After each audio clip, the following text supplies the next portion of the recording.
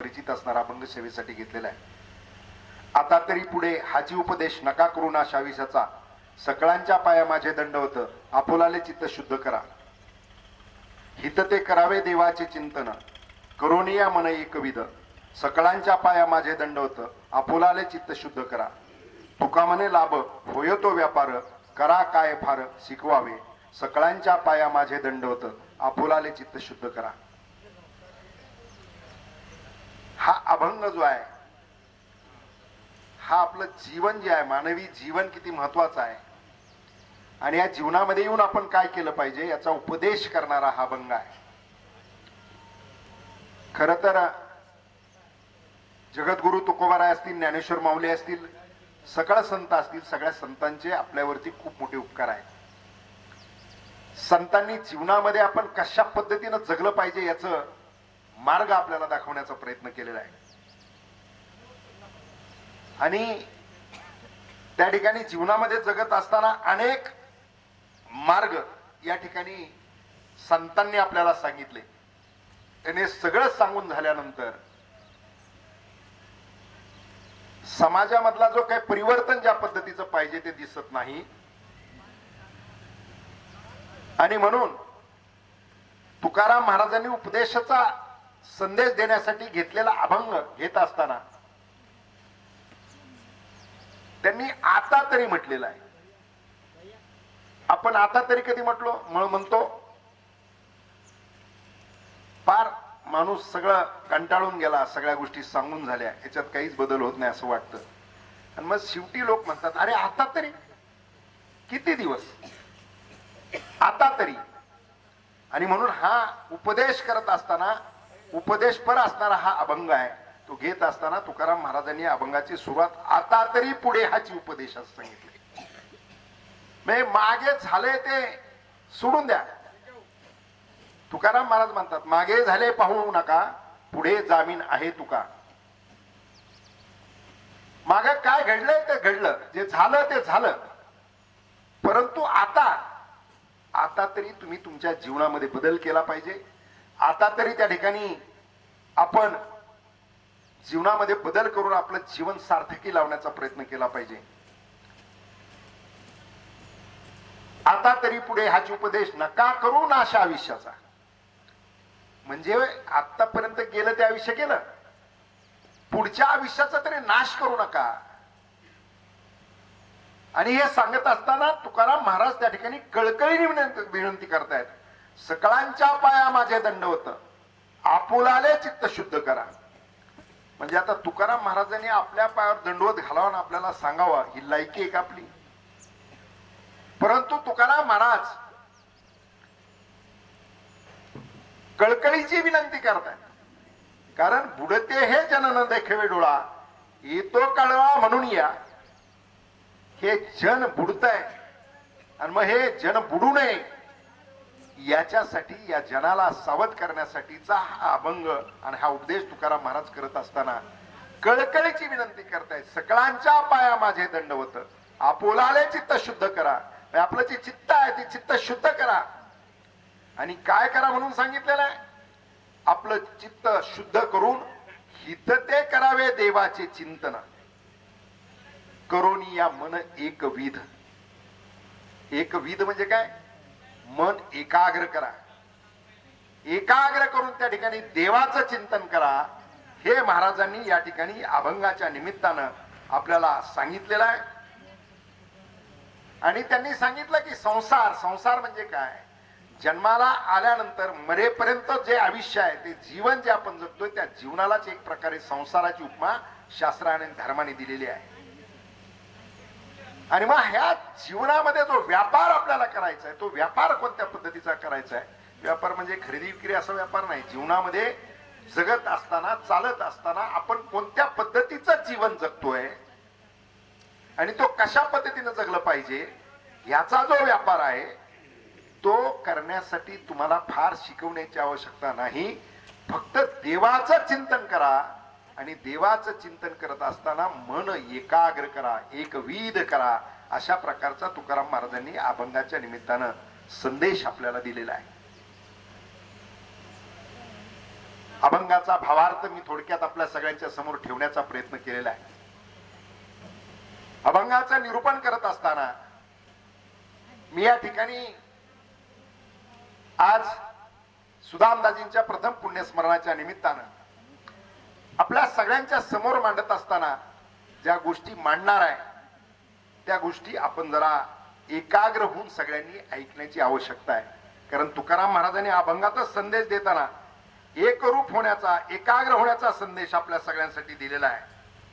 आणि मग जर तो संदेश तुकोबारायांनी दिलेला आहे तर तो संदेश पाळत असताना हा अभंग सेवेसाठी घेतलेला असताना आपण तेवढं एकाग्र या ठिकाणी असण्याची आवश्यकता आहे. खर तर 84 लक्ष योनी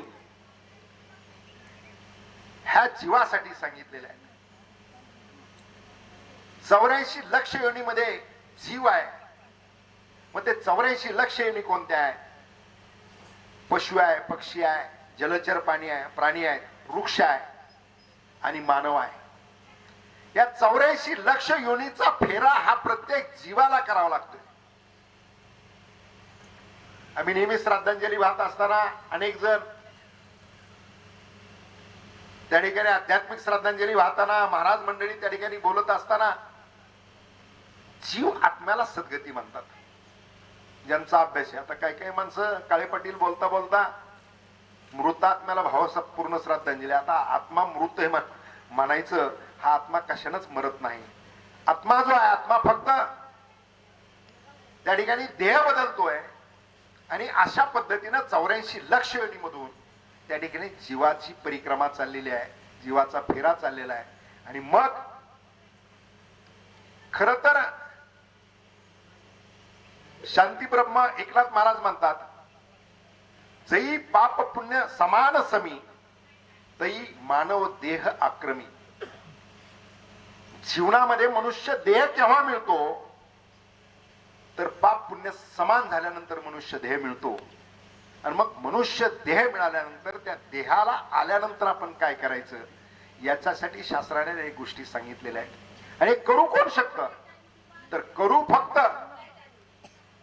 84 लक्ष योनीमध्ये फक्त मानवच या सगळ्या कृती करू शकतो. सगळ्या गोष्टी त्याला करण्याचा त्या ठिकाणी शक्ती ही ईश्वरानं दिलेली आहे. सगळे प्राणी जे आहेत, पक्षी आहेत, ते आडवे आहेत. 84 लक्ष योनी फक्त वृक्ष उभे आहेत आणि मनुष्य उभा आहे. पण वृक्ष त्या ठिकाणी त्याला अचल आहे, तो एकाच ठिकाणी थांबलेला आहे, त्याला दुसऱ्या ठिकाणी चालता येत नाही, जाता येत नाही वृक्षाला. पण मानवाला चालण्याची शक्ती दिलेली आहे. मानवाला शक्ती देत असताना ईश्वरानं किती मोठं वरदान दिलेलं आहे, काय काय गोष्टी मानवाला दिलेल्या आहेत. तोंड दिलंय, डोळे दिलेत, नाक दिलंय, हात दिलेत, पाय दिलेत, आकलन करण्याची शक्ती दिली, विचार करण्याची शक्ती दिली, बोलण्याचं सामर्थ्य दिलं, हसण्याचं सामर्थ्य दिलं. आता बाकीच्या कुठल्या प्राण्याला हसता येतं का? आता आपण सगळे दुधाचा व्यवसाय करणारे तात्याभाऊ लोक आहोत. सकाळी एखाद्या दिवशी गायीची धार काढायला गोठ्यात गेले आणि गायीने हसून तुमचं स्वागत केलं असं घडलंय कधी? काही तरुण मुलं बसलेले आहेत. गाई कधीच असं गाई म्हणा, म्हैस म्हणा, असं कधी हसत हसत म्हणले वेलकम टू गोठा असं काही म्हणत नाही. गाई बोलायचं ज्ञान पशु पक्षाला त्या ठिकाणी बोलायचं ज्ञान दिलेलं नाही, प्राण्याला बोलायचं ज्ञान दिलेलं नाही. ते ज्ञान दिलंय ते मानवाला दिलेलं आहे. आता काही लोक म्हणतील पोपट बोलतो, पण पोपट कोणतं बोलतो? जेवढं शिकवलं तेवढंच बोलतो. एकदा एका बाजारामध्ये एखादं पोपट विकायला ठेवलेले असतात.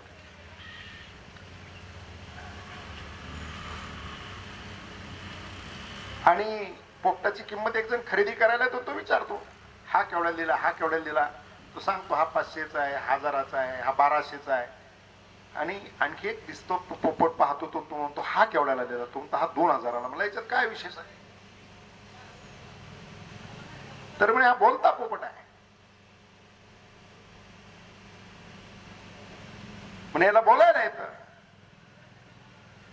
म्हणले दाखवा बघू कसा बोलतोय तो.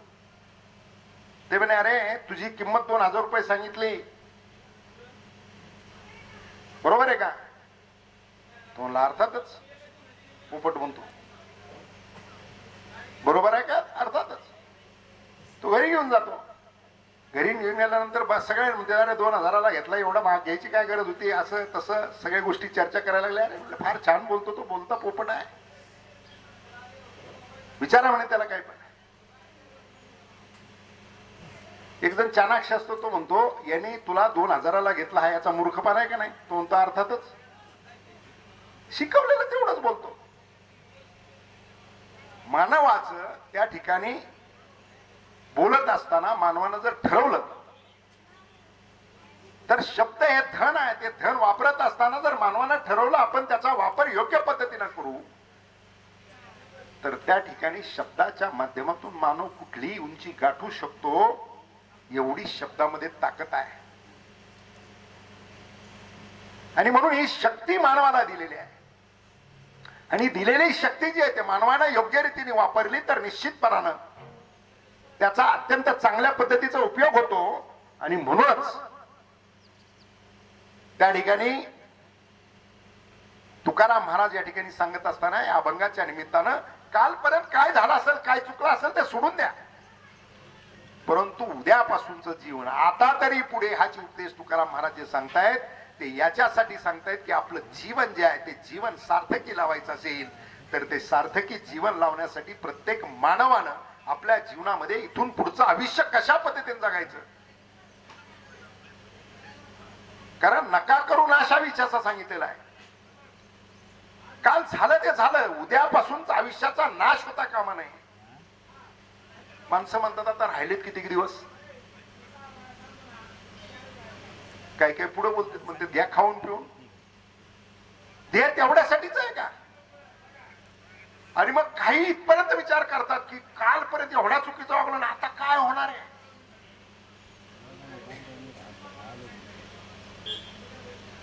आता काय होणार आहे असा कोणाच्या मनात विचार असेल तर त्याने एका गोष्टीचा विचार निश्चितपणानं केला पाहिजे.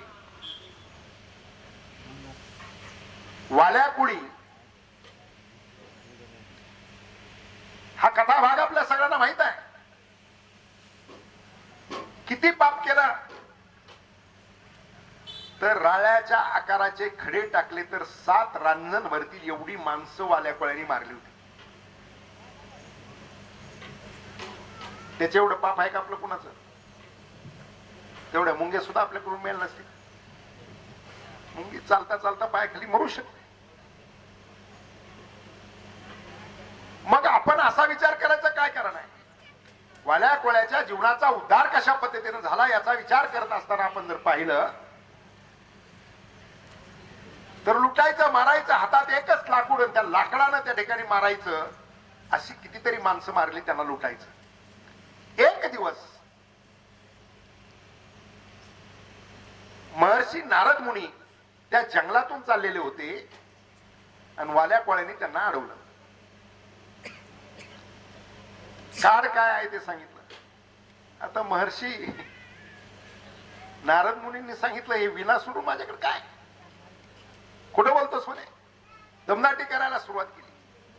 नारद मुनींनी सांगितलं खरंच माझ्याकडे काही नाहीये, पण हे जो सगळं जे करतोय हे कशासाठी करतोय, कोणासाठी करतोय? त्यांनी सांगितलं माझा प्रपंच आहे, माझं कुटुंब आहे, त्या सगळ्या कुटुंबासाठी मी सगळं करतोय. आणि किती माणसं मारली म्हणले हिशोब नाही. बरं मग एवढे माणसं मारले याचं झालेलं पाप याच्यात ज्यांच्यासाठी तू करतोय त्या कुटुंबातले लोक भागीदार आहेत का? तर तो म्हणता अर्थातच. ते म्हणे नाही, जा तू त्यांना विचारून ये. ते म्हणे तुला पळून जायचंय का? ते म्हणे मला बांधून ठेव. आता महर्षी नारद मुनी होते. वाल्या कोळ्याचं पण तो पण वाल्या कोळ्या होता. त्यानं त्या ठिकाणी झाडाला बांधून ठेवलं वाल्मिक ऋषी नारद मुनींना आणि गेला घरी. आई वडिलांना विचारलं की मी जे सगळं कमवून आणतोय तुमच्यासाठी आणतोय, त्याच्यासाठी मला माणसं मारावी लागलेली आहेत. जे पाप झाले त्या पापात तुम्ही वाटेकरी आहात का? त्यांनी सांगितलं नाही. आई वडील म्हणले अरे बाबा आम्ही आई वडिलांची सेवा करणं, आई वडिलांचं त्या ठिकाणी पालन पोषण करणं ही मुलाची जबाबदारीच आहे. तू जे करतोस ते जबाबदारीतून उतराई होण्यासाठी करतोस, त्याच्यामुळे तुझ्या पापात आम्हाला वाटेकरी होता येणार नाही. बायकोला विचारतो, बायकोला म्हणतो तू तर माझ्या आयुष्यातली सप्तपदी झाली त्यावेळेस सगळ्यात अर्धार्ध. बायको म्हणते अर्धार्ध नाही, तुमच्या पुण्यात अर्ध आहे, पापात नाही. असं कसं? पापात वाटेकरी होताच येत नाही. पाप ज्याचं त्यालाच फेडावं लागतं. बायकोनं सांगितलं. मुलांना विचारतो, मुलं तेच उत्तर देतात आणि मग त्याचे डोळे उघडतात. तो जातो, पहिल्यांदा गेल्याबरोबर नारद मुनींच्या बांधलेला आहे तो त्या ठिकाणी त्यांना सोडतो, मोकळं करतो, साष्टांग दंडवत त्यांच्या पायावर घालतो आणि म्हणतो महर्षी तुम्ही केलेला उपदेश जो आहे त्या उपदेशाने माझे डोळे उघडलेत. माझ्या पापात कुणीही वाटेकरी व्हायला तयार नाही, पण खूप पाप झाले, आता काय करू? आणि मग महर्षींनी जो उपदेश दिला, हित ते करावे देवाचे चिंतन, तिथे आलंय. आता देवाचं चिंतन कर. आणि पुढे जाऊन ते चिंतन करत असताना करता करता वाल्याचा वाल्मिक झाला, वाल्मिकचा महर्षी वाल्मिक ऋषी झाला. आणि महर्षी वाल्मिक ऋषीनं लिहिलेलं रामायण जे आहे ते रामायण रामाचा अवतार झाल्यानंतर नाही लिहिलेलं महर्षी वाल्मिकींनी, अगोदर लिहिले, त्याच्यानंतर रामायण झालंय. महर्षी वाल्मिक ऋषींनी लिहिलेल्या रामायणातल्या ओळीपेक्षा केसभर देखील रामाला वेगळं वागता आलेलं नाही. एवढंच सार्थ की जीवन एका संतांच्या, एका ऋषीच्या, एका संतांच्या शिकवणीतून वाल्मिक ऋषीच्या जीवनामध्ये घडलं. एवढं परिवर्तन घडलं. मग आता कोणी आपल्यातला विचार करत असला, आता एवढं आयुष्य गेलं, आता राहिलेच किती दिवस? बरोबर आहे, किती दिवस राहिले, आता काय सुधारायचंय? आता काय सुधारून आणणार? मग हा विचार करा की वाल्यानं एवढी पाप केल्यानंतर तो जर महर्षी वाल्मिक ऋषी होऊ शकतो आणि देवानं अवतार घेतला, त्या रामाला तसूवर केसभर त्या लिहिलेल्या रामायणाच्या बाहेर जाता येत नाही. केवढी मोठी शक्ती त्या ठिकाणी आपल्या जीवनामध्ये मानव देवामध्ये मिळालेली आहे. तुकाराम महाराज म्हणतात, नरदेह निधान लागले हाती, उत्तमची सार उत्तमची गती, देवच होईन म्हणती ते होती, मग चित्ती का न धरावे. नरदेह निधान लागला हाती, माणसाला नरदेह मिळाला. त्या नरदेहाच्या माध्यमातून मनुष्य त्या ठिकाणी देव व्हायचं ठरवलं तर होऊ शकतो. आणि मग देव व्हायचं ठरलं तर होऊ शकतो, तर मग आम्ही का विचार कर. आणि म्हणून त्याच्यासाठीच या ठिकाणी तुकाराम महाराजांनी हा अभंग आपल्या सगळ्यासाठी या अभंगाच्या माध्यमातून आपल्याला उपदेश केलेला आहे. परंतु नरदेह मिळाला, त्या नरदेहाची किंमत आपल्याला कळाली पाहिजे. मी जसं सांगितलं की आपल्याला हात दिलेत, त्या हाताच्या माध्यमातून आपण कृती करू शकतो, कर्म करू शकतो. आपल्याला बुद्धी दिलेली आहे, त्या बुद्धीच्या माध्यमातून आपल्या चांगल्या पद्धतीचा विचार करून त्या ठिकाणी आपण आपल्या जीवनाचा उद्धार करून घेऊ शकतो. पण हे आपण करतो का? माणसाला हसायची कला दिलेली आहे. हसताना सुद्धा माणसं त्या ठिकाणी दुसऱ्याची निंदा करता करता हसतात. सात्विकाची निंदा करणं हे देखील धर्मात पाप सांगितलेलं आहे. सात्विकाची, एक सात्विक स्त्री रस्त्यानं चाललेली असताना तिला समोरून आलेला साधू अत्यंत सात्विक वाटला. तिने त्या साधूचं दर्शन घेतलं. दर्शन घेऊन त्या साधूला म्हटली की स्वामी, जेवणाची वेळ झालेली आहे. साधू महाराज, जर तुमचे पाय माझ्या घराला लागले तर मला पुण्य प्राप्त होईल, मला आशीर्वाद मिळतील, तुम्ही माझ्या घरी येऊन भोजन करावं. साधूनं त्या स्त्रीकडे पाहिलं, त्याच्या लक्षात आलं अत्यंत सात्विक स्त्री आहे, हिचं भोजन नाकारायचं काही कारण नाही. साधू होकार देतो. ती स्त्री त्या ठिकाणी त्या साधूला आपल्या घरी घेऊन जाते. खूप आनंदी होते. जेवायला घरात आहे ते वाढते, काही गरम गोष्टी करण्याचा प्रयत्न करते. आपल्या घरात गोड काही नाही लक्षात आल्यानंतर ती शेजारणीकडे जाते. पूर्वी होत शेजारची भाजी इकडे, इकडची भाजी तिकडं. आता नाही राहिलं मला वाटतं तसं. हा, आता आपलं आपलंच. पूर्वी होत शेजारचं स्वयंपाक तयार झाला की इकडची भाजी तिकडे जायची, तिकडची भाजी इकडे यायची, देवाण घेवाण त्या ठिकाणी व्हायची. त्याच्यातून प्रेम निर्माण होत होतं, प्रेमाचं वृद्धिंगत होत होतं. आता प्रेम एवढं संकुचित झालंय की माझं मीच आणि माझं घर आणि माझं कुटुंब, याच्या पलीकडे मी नाही. तिनं त्या पद्धतीनं विचार केला की शेजारणीकडे काय गोड आहे काय पाहू. ती शेजारणीकडे गेली. शेजारणीला म्हणली, अगे माझ्याकडे खूप मोठे साधू आलेले जेवणासाठी, पण माझ्या घरात आज मी गोड काहीच केलेलं नाही, तुझ्याकडे आहे का. ती म्हणली, मी किती पुण्यवंत आहे बघ, नेमकी मी आज खीर केलेली आहे आणि साधू आलेत, माझी खिरेची वाटी माझी साधूला जाणार आहे, मी सुद्धा भाग्यवंत आहे, घेऊन जा म्हटली खीर. ती आपली काही काही खीर घेते, खीर घेऊन येते. साधूंचं बऱ्यापैकी जेवण आटपलेलं असतं. साधू खिरीची वाटी पाहतात, खीर घेतात, खीर खातात आणि खीर खाल्ल्यानंतर साधू मृत्युमुखी पडतात. साधू मेल्यानंतर ही गडबडून जाते एकदम.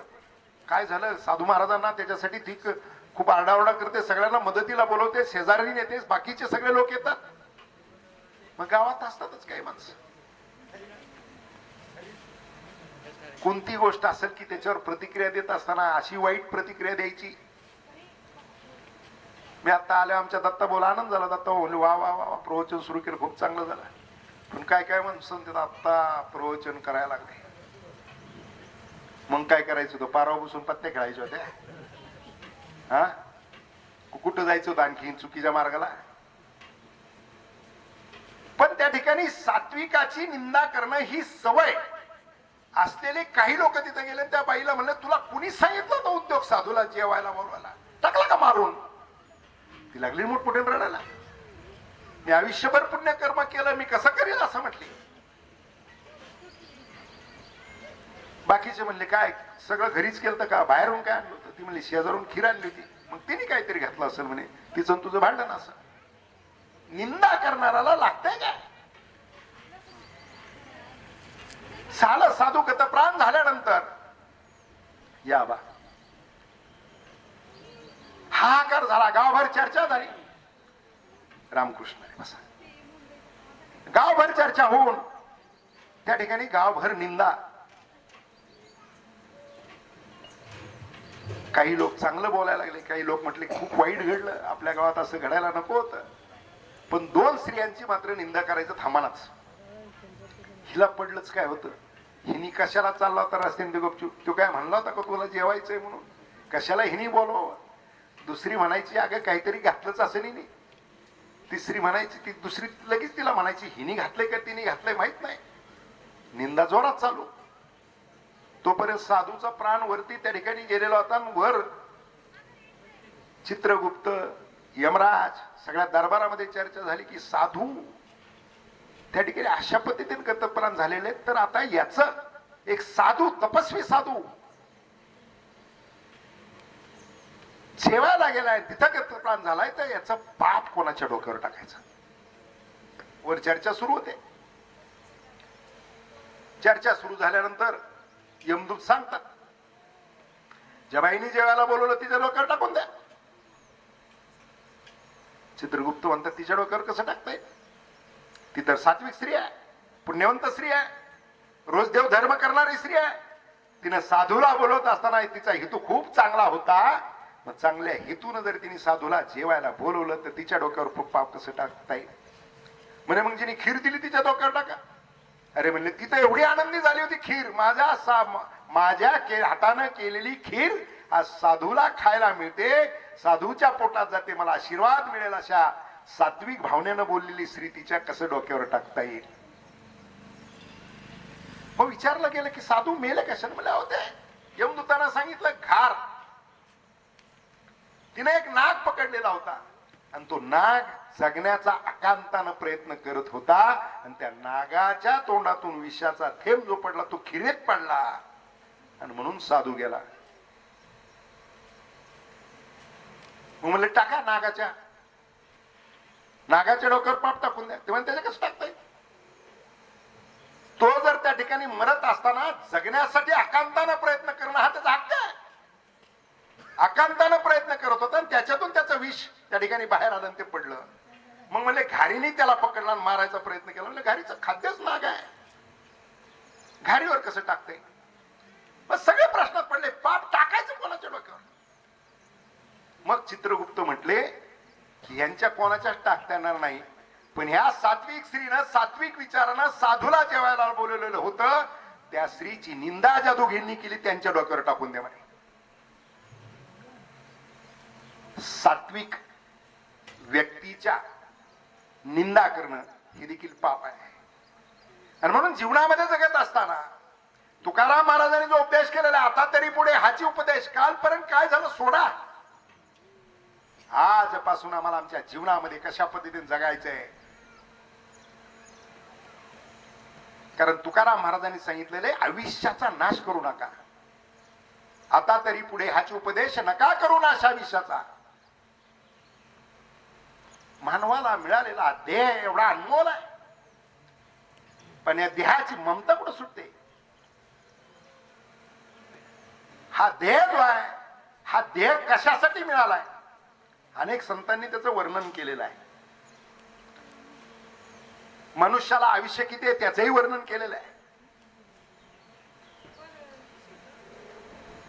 अल्प आयुष्य मानव देहा शत गणिले अर्धरात्र काय, त्यामध्ये बालवत्व पीडा रोग क्षय, एक तर अल्प आयुष्य आहे त्याच्यात अर्ध झोपेत जाते, बालपणात आणि पीडा रोगात काही जाते. जगायला मिळतंय किती? मनुष्याला मिळालेल्या आयुष्याच्या, जर आता मी माझं 64 पूर्ण 65 सुरू होणार आहे, माझ्या 64 मधले 32 तर माझ्या झोपेत गेलेत, बालपणात 12 गेलेत.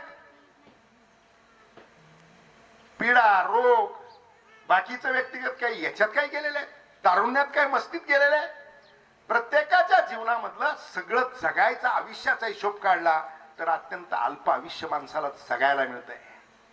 मग ते अल्प आयुष्य जगायला मिळत असताना ते जीवन आपल्याला कशा पद्धतीने सार्थकी लावता येईल याचा विचार केला पाहिजे. आणि तो विचार करण्यासाठी तुकाराम महाराजांनी सांगितलेले कालपर्यंत झाले ते सोडा, आता तरी त्यांनी सांगितले. जसं मी मगाशी सांगून गेलो की माणसं म्हणतात की खूप गेलं ना, आता कितीच राहिलंय. जेवढं राहिलंय तेवढ्या आयुष्यात सुद्धा तुम्हाला तुमचं जीवन सार्थकी लावता येऊ शकतं. तेवढ्या राहिलेल्या आयुष्यात देखील तुम्ही तुमचं जीवन आदर्श करू शकता आणि तुम्ही अमर राहू शकता. किती ममत्व आहे आपल्या मानवाला. एक दृष्टांत आहे. राजा परीक्षितीला 7 दिवसात मरण सांगितलं होतं. काय ते इथे बसलोय आपण, आपल्याला सगळ्याला 7 दिवसात आहे. मी इथं बसलोय म्हणून मला 15 दिवसाची मुदत आहे, इथं बोलतोय म्हणून किंवा माझ्या समोर ग्रंथ आहे म्हणून असं नाही. 7च दिवस, सोमवार ते रविवार, याच्या पुढे कोणीच नाही. काय आणखी एखादा नवीन वार कोणासाठी? महिना येतोय 3 वर्षातून एकदा, अधिक महिना, तसा वार नाही ना अधिक. राजा परीक्षितीला त्या ठिकाणी 7 दिवसात मृत्यू सांगितलेला. त्याची मागचा कथाभाग मी सांगत नाही, पुढचा दृष्टांत मी तुम्हाला सांगणार आहे. मागचा कथाभाग आपल्याला ऐकून ऐकून पाठ झालेला आहे. फक्त प्रवचन असेल, कीर्तन असेल, ते संपल्यानंतर माणसं एवढाच विचार करतात की काय सांगणं त्यांचं काम आहे, ऐकणं आपलं काम आहे. इकडून ऐकायचं, इकडून सोडून द्यायचं, त्याच्यासाठी नाही. जीवन जे आहे, खरं तर मगाशी मी सांगितलं 84 लक्ष योनी पूर्वीचा कालखंड होता. सत्ययुगामध्ये त्या ठिकाणी माणसाला 1 लाख वर्षाचं आयुष्य होतं. 1 लाख वर्ष. आणि त्यावेळेस देवाच्या प्राप्तीसाठी शास्त्रानं आणि धर्मानं सांगितलेलं होतं की देव प्राप्त करायचं असेल तर ध्यानधारणा करा.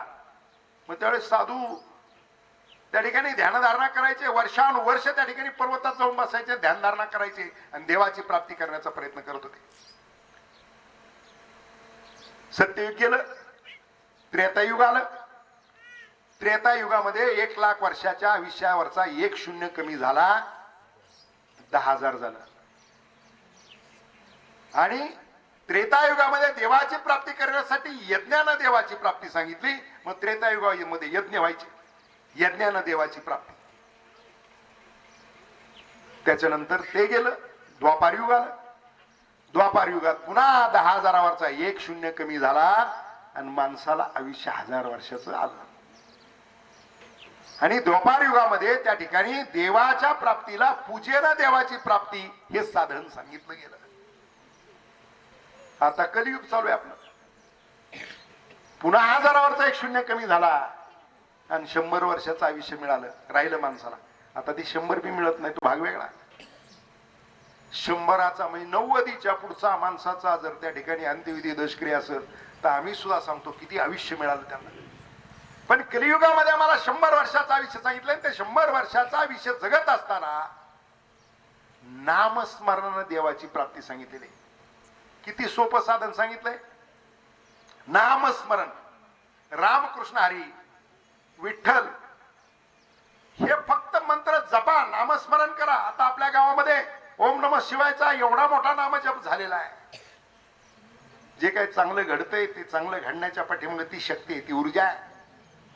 ओम नमः शिवायचा मंत्र आपल्या गावामध्ये पठण झाला, जाप झाला आणि त्याच्या माध्यमातून त्या ठिकाणी आपल्या गावामध्ये जे काय चांगली ऊर्जा निर्माण व्हायची ती चांगली ऊर्जा निर्माण झालेली आहे.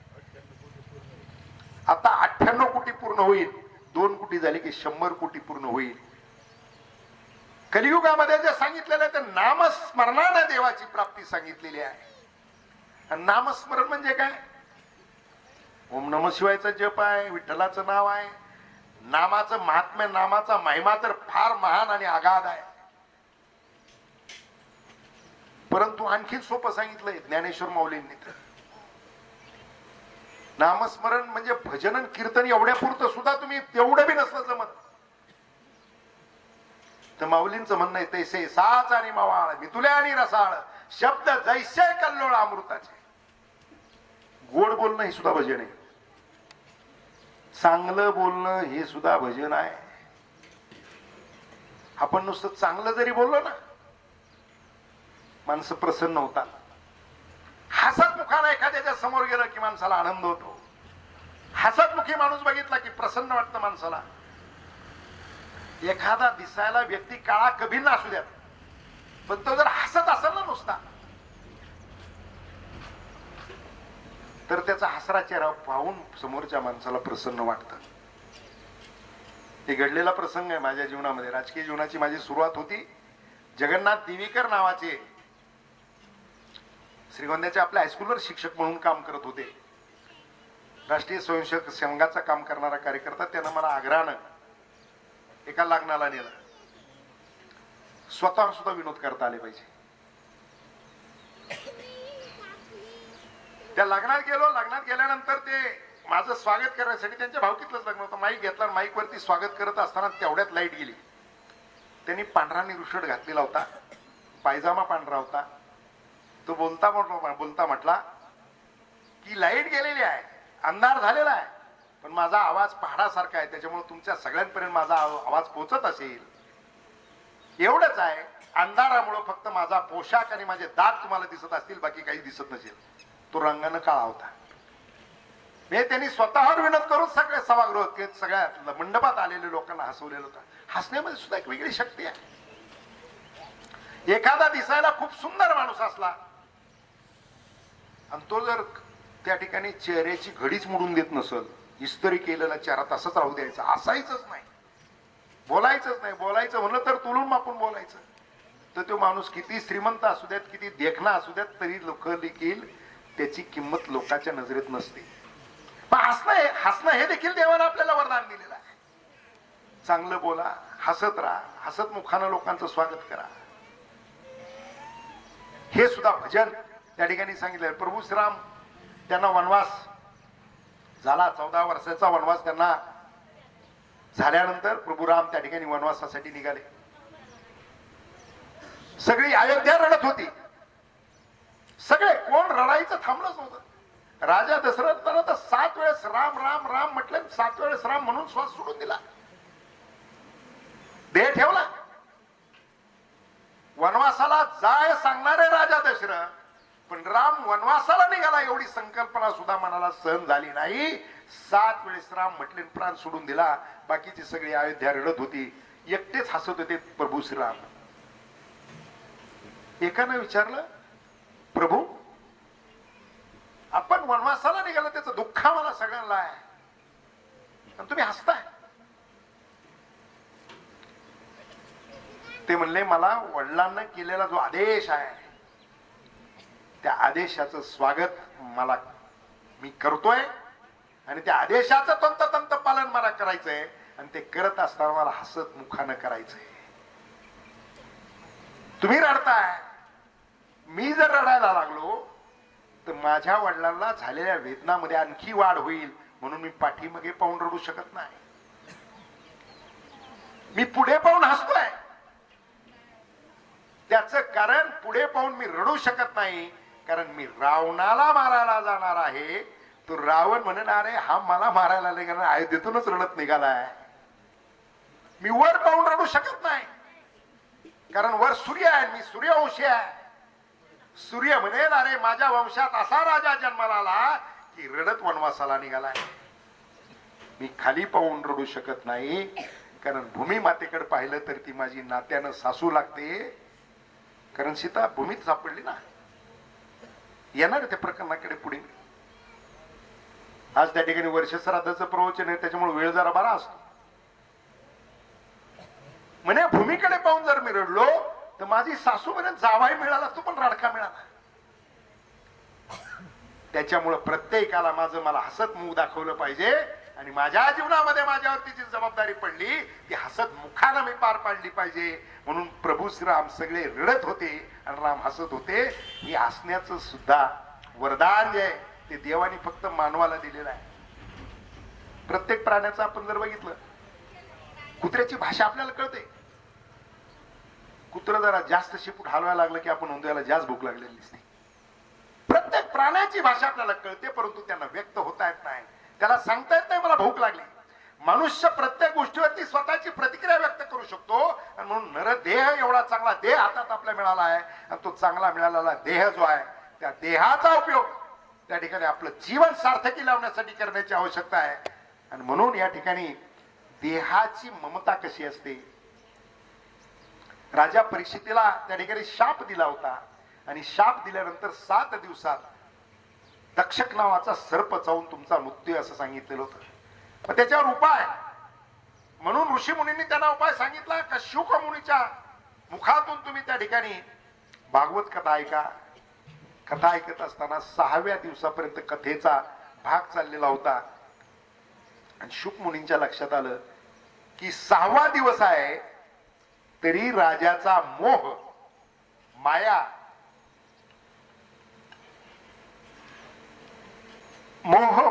त्या ठिकाणी सुटत नाही.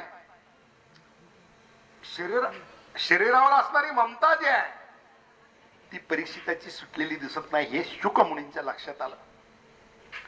आणि मग शुक मुनींनी सांगितलं, तुम्हाला एक कथा सांगतो, एकाग्र होऊन ऐका म्हणून सांगितलं. आता महिला मंडळींची भेट बऱ्याच दिवसांनी झालेली असते, त्याच्यामुळे भेटल्याबरोबर बोलायची, त्यांची एकमेकीला कधी आली, कशी आली, कुठून आली, काय हे चालू असतं आपलं. पण प्रवचन संपल्यानंतर भरपूर वेळ आपल्याला. एकाग्र होऊन परीक्षिती राजाला शुक मुनींनी सांगितलं होतं ऐका, तसंच तुम्ही एकाग्र होऊन ऐका सगळ्या. त्यांनी सांगितलं की राजन म्हणे एक राजा शिकारीसाठी त्याच्या सैन्यासह जंगलात गेला. जाताना जंगलात जात असताना शिकाऱ्याचा शोध घेत असताना घनदाट जंगलामध्ये तो घुसला आणि सैन्य एका बाजूला गेलं आणि राजा दुसऱ्या बाजूला. राजा एकटाच राहिला. अंधार पडत चाललेला होता, रस्ता सापडत नव्हता. हिंस्र प्राण्याचे आवाज यायला लागले, वाघांच्या डरकाळ्या ऐकायला यायला लागल्या. तेवढ्यात थोडस वादळ सुटलं, झाडांचा आवाज, आणखीन राजा घाबरला. बरोबर कोणीच नाही, एकटाच राजा राहिला. आणि शेवटी त्या जंगलातून वाट काढत काढत काढत पुढे निघाल्यानंतर लांब अंतरावरती त्याला एक दिवा दिसला, दिव्याचा प्रकाश दिसला. राजाला वाटला आता अंधार झालेला आहे, एक रात्र इथे काढायला हरकत नाही, उद्या सकाळी आपण जाऊ. म्हणून राजा त्या झोपडीच्या दारात गेला. आणि झोपडीच्या दारात गेल्यानंतर त्याला दुर्गंधी आली खूप. दुर्गंधी आली तरी आता पर्याय नाही, आपल्याला राहिलं पाहिजे, आज आज रात्रीचा आधार केला पाहिजे. म्हणून त्या झोपडीत डोकावून पाहतो तर एक म्हातारी, जीर्ण झालेली, खूप म्हातारी झालेली म्हातारी. शरीराची हालचाल खूप कमी होते, म्हणून सगळं घरातच, त्या झोपडीतच त्याच्या सगळ्या कृती, सगळ्या विधी घरातच ती आटपत होती. खायला मारून आणलेले प्राणी पक्षी त्या ठिकाणी तिने लटकून ठेवलेले, ते त्याचं मांस लटकत होतं, त्याचा वास येत होता. पण राजानं सगळा विचार केला, काही झालं तरी कुठंच काही दिसत नाही, एवढाच एक आधार आहे. म्हणून त्या म्हातारीला प्रेषिती राजाने विनंती केली की मला आजच्या रात्रीचा मुक्काम करायचा आहे. ती म्हातारी म्हणते अजिबात माझ्या झोपडीत जागा देणार नाही, बाहेर वादे. तो म्हणतो फक्त एका रात्रीचा प्रश्न आहे, मला एक रात्र आधार दे. ती म्हणे सगळे एका रात्रीचाच आधार मागतात, मात्र सकाळी ह्या झोपडीतून बाहेर पडायला नको म्हणतात सगळे म्हणे. राजाला प्रश्न पडला, एवढी घाणेरडी झोपडी आणि ही म्हातारी म्हणते सकाळी बाहेर पडायला हे करतात. राजा म्हणतो आजी मी राजा आहे, माझ्याकडे अनेक राजमहाल आहेत, मी खूप मोठा राजा आहे, त्याच्यामुळे मला तुझ्या झोपडीत राहण्याचं काही कारण नाही. ती म्हातारी म्हणली सगळे असंच म्हणतेत आणि सकाळी मात्र बाहेर पडत नाही. राजा तिनं शेवटी राजाची विनवणी मान्य केली आणि म्हटले झोप त्या कोपऱ्यात, परंतु सकाळी सूर्योदय झाल्याबरोबर माझ्या झोपडीच्या बाहेर निघाला पाहिजे. राजाला झोपताना वाटलं की आता सूर्योदय व्हायचीच मी वाट पाहतोय, पण सूर्योदय झालाय, त्या झोपडीतून राजा बाहेर निघायलाच तयार नाही. म्हातारी म्हणायची सूर्योदय झाला तू बाहेर हो, करायचं नाही आता मला इथंच राहायचंय. ते म्हणे मी तुला रात्रीच म्हणत होते, त्याच्यासाठी तुला आधार देत नव्हते, पण तुला आधार दिला, तुझ्या झोपडीतून बाहेर आता निघणार नाही मला माहित आहे, म्हणून म्हातारी काठी उचलते. तेवढ्यात परीक्षित राजा शुक मुनींना विचारतात क्या कोण आहे राजा असं म्हणे. शुक मुनींना ते विचारतात की एवढ्या घाणेरड्या झोपडीत राहणारा तो राजा कोण होता असा वेडा, की एवढी घाण तुम्ही सगळी सांगितली, त्या झोपडीतून तो बाहेर निघायला तयार नव्हता, त्याचे राजवाड्यात सगळ्या गोष्टी असताना. मग शुक मुनी म्हणले राजन नाव सांगू म्हणे, सांगा ना कोण राजा होता. अरे म्हणे तूच ना, 6 दिवस झाला तुला सगळं सांगतोय, सगळा कथा भाग सांगून झाला, सगळं सांगून झालं, तरी तुझ्या मनातली देहाची ममता अजून संपलेली दिसत नाही. देहाची ममता संपली पाहिजे म्हणून ती कथा होती. आणि म्हणून 6व्या दिवशी शुकमुनींनी परीक्षिती राजाला सावध करण्याचा प्रयत्न केला. देह जो आहे तो देह अनमोल आहे. देहाच्या माध्यमातून मी मगाशी जसं सांगितलं की देव व्हायचं ठरवलं तर देव होऊ शकतो. वाल्याचा महर्षी वाल्मिक ऋषी झाला. अनेक उदाहरणं सांगता येतील. संतांचं अजरामर नाव झालं. संतांनी त्यांच्या जीवनामध्ये किती संघर्ष होते. संतांच्या जीवनामध्ये देवानं अवतार घेतला, देवाच्या जीवनामध्ये कोणते कमी संस्था त्या ठिकाणी संघर्ष होते. आमच्या माय मावल्या छोटीशी गोष्ट झाली की त्याच्यावरून एवढ्या टोकाच्या भूमिका घेतात. आमच्या जीवनामध्ये आम्ही सामाजिक क्षेत्रामध्ये काम करणाऱ्या कार्यकर्त्यांच्या वाट्याला त्या ठिकाणी वाद झाला की त्यांच्या समोर चर्चेला विषय येतात. काय संकट आहेत आपल्या जीवनामध्ये. आपण रामाचा उल्लेख करतो, राम राज्य आलं पाहिजे म्हणून म्हणतो. 2 भावाचं प्रेम म्हणलं पाहिलं की आपण म्हणतो राम लक्ष्मणासारखं प्रेम आहे. रामायणाची कथा ऐकायला लागलं की त्या ठिकाणी आपण एकाग्र त्या कथेपुरतं होतो. पण कथा संपल्यानंतर नेमकं आपण काय करतो याचं चिंतन करण्याची आवश्यकता आहे. आणि मग अध्यात्म जे आहे, शास्त्र जे आहे, शास्त्राच्या माध्यमातून आलेल्या सगळ्या गोष्टी ज्या समोर आहेत त्याचं समीकरण आपण आपल्या जीवनाशी जर जोडलं तर निश्चितपणाने आपलं जीवन खूप आदर्श होऊ शकतं. माय मावले आमचं संकटाच्या बाबतीमध्ये बोलत असतात नेहमी. दुःखाच्या बाबतीत दुःख तर माणसाच्या जीवनामध्ये हा संसारूपी भवसागर आहे. भवसिंधू म्हटलेला आहे. क्षणोक्षणी हाची करावा विचार तरावा आहे पार भवसिंधू. भवनाम संसार सिंधू नाम सागर. हा जीवनाचा सागर पार होऊन जायचा आहे. याच्यामध्ये दुःख खूपच आहे. सुख जवापाडे दुःख पर्वता एवढे दुःख आपल्या जीवनात आहेत. आपल्याला वाटतं ते फक्त आपल्या जीवनात आले. आज सकाळी एक जण माझ्याकडे आला, त्यांनी त्याचं दुःख सांगायला सुरुवात केली. त्याला मी बऱ्याच गोष्टी सांगितल्या. खूप चांगला मुलगा. त्याला परत संध्याकाळी बोलवून म्हणलं, आता मला प्रवचनाला जायचंय. दुःख दुःख आपण म्हणतो. आमच्या माय मावल्यांनी त्या ठिकाणी आपला प्राण कानात आणून ऐका सगळ्यांनी. काय जीवनात आपलं दुःख आहे, आपण दुःखाची चर्चा करतो. काही काही त्या ठिकाणी नवरा बायकोच्या भांडणामध्ये तर मी अनेक वेळेस बघितलं की मोबाईल आला नाही. मोबाईल फार डेंजर साधन आलेलं आहे. आईचं इकडचं काम उरकलं की पहिला फोन लिकीला करते, तुझं काय चाललंय त्याच्यावर विचारते. पूर्वीचा काळ काय होता, जुन्या माय मावल्या बघितल्या तर पत्राची वाट बघत होती, टपालाची. 15 पैशाचं पोस्ट कार्ड होतं. पण ते कार्ड आल्यानंतर 2 काय बाहेरून मला कोणतरी भेटायला आलंय ही भावना होती. किती दुःख असलं तरी लेख आई जवळ सांगितलं तर परत सासरला जायची घाई ती करत होती. हा जुना काळ होता. आज आमच्या मोबाईलमुळे एवढा घोटाळा केलाय की लेकीने थोडं सांगायला सुरुवात केली की आई म्हणते काय काळजी करून तुला उद्या घेऊन येते इकडं. काय करते तिला आणून. हे दुःखाची कारण जे आहे ते कारण आपण शोधले पाहिजे. पूर्वीच्या काळामध्ये मुलींना शिकवण देत असताना आई वडील तिला वाट लावत असताना सांगत होते की आता तुला दिलं घर हे तुझं घर आहे, जे काय असेल तर तुझं तिथं सर्वस्व तिथं आहे. आणि मुली सुद्धा सांगत होत्या की आता इथली झाले काय अत्याचार असतील अन्याय असतील ते सगळे सहन करेल, पण मरेल ते तुमच्या दारात मरेल. आता राहिले का तसं. आता म्हणते आमच्या मुलीला लय सासरवास आहे आणि कसं जीवन कसं जगायचं तिने. आपण चिंतन या गोष्टीचं केलं पाहिजे. तुम्ही मागे जाऊन पाहिलं पाहिजे. तुमचं आयुष्य, तुमच्या पाठीमागे तुमच्या आईचं आयुष्य किती खडतर होतं हे पाहिलं पाहिजे. आणि स्त्रीच्या जीवनामधल्या दुःखाचं चिंतन करत असताना माय मावल्यांना तुम्हाला दोष देण्यासाठी मी बोलत नाही. अध्यात्माचा त्या ठिकाणी अभ्यास आपण सगळ्यांनी केला पाहिजे. त्याचं चिंतन केलं पाहिजे. कोण होती सीता माता. भगवतीचं रूप होती. भगवतीचं रूप असलं तरी मानवाचा ध्येय त्या ठिकाणी धारण करत असताना मानवाच्या जीवनाला येत असताना देवांना देखील अवतार संपवावे लागलेले आहेत. राम गेले, कृष्ण गेले, सीता माता गेली, सगळे गेले. सगळ्यांना अवतार संपवावा लागलेला आहे.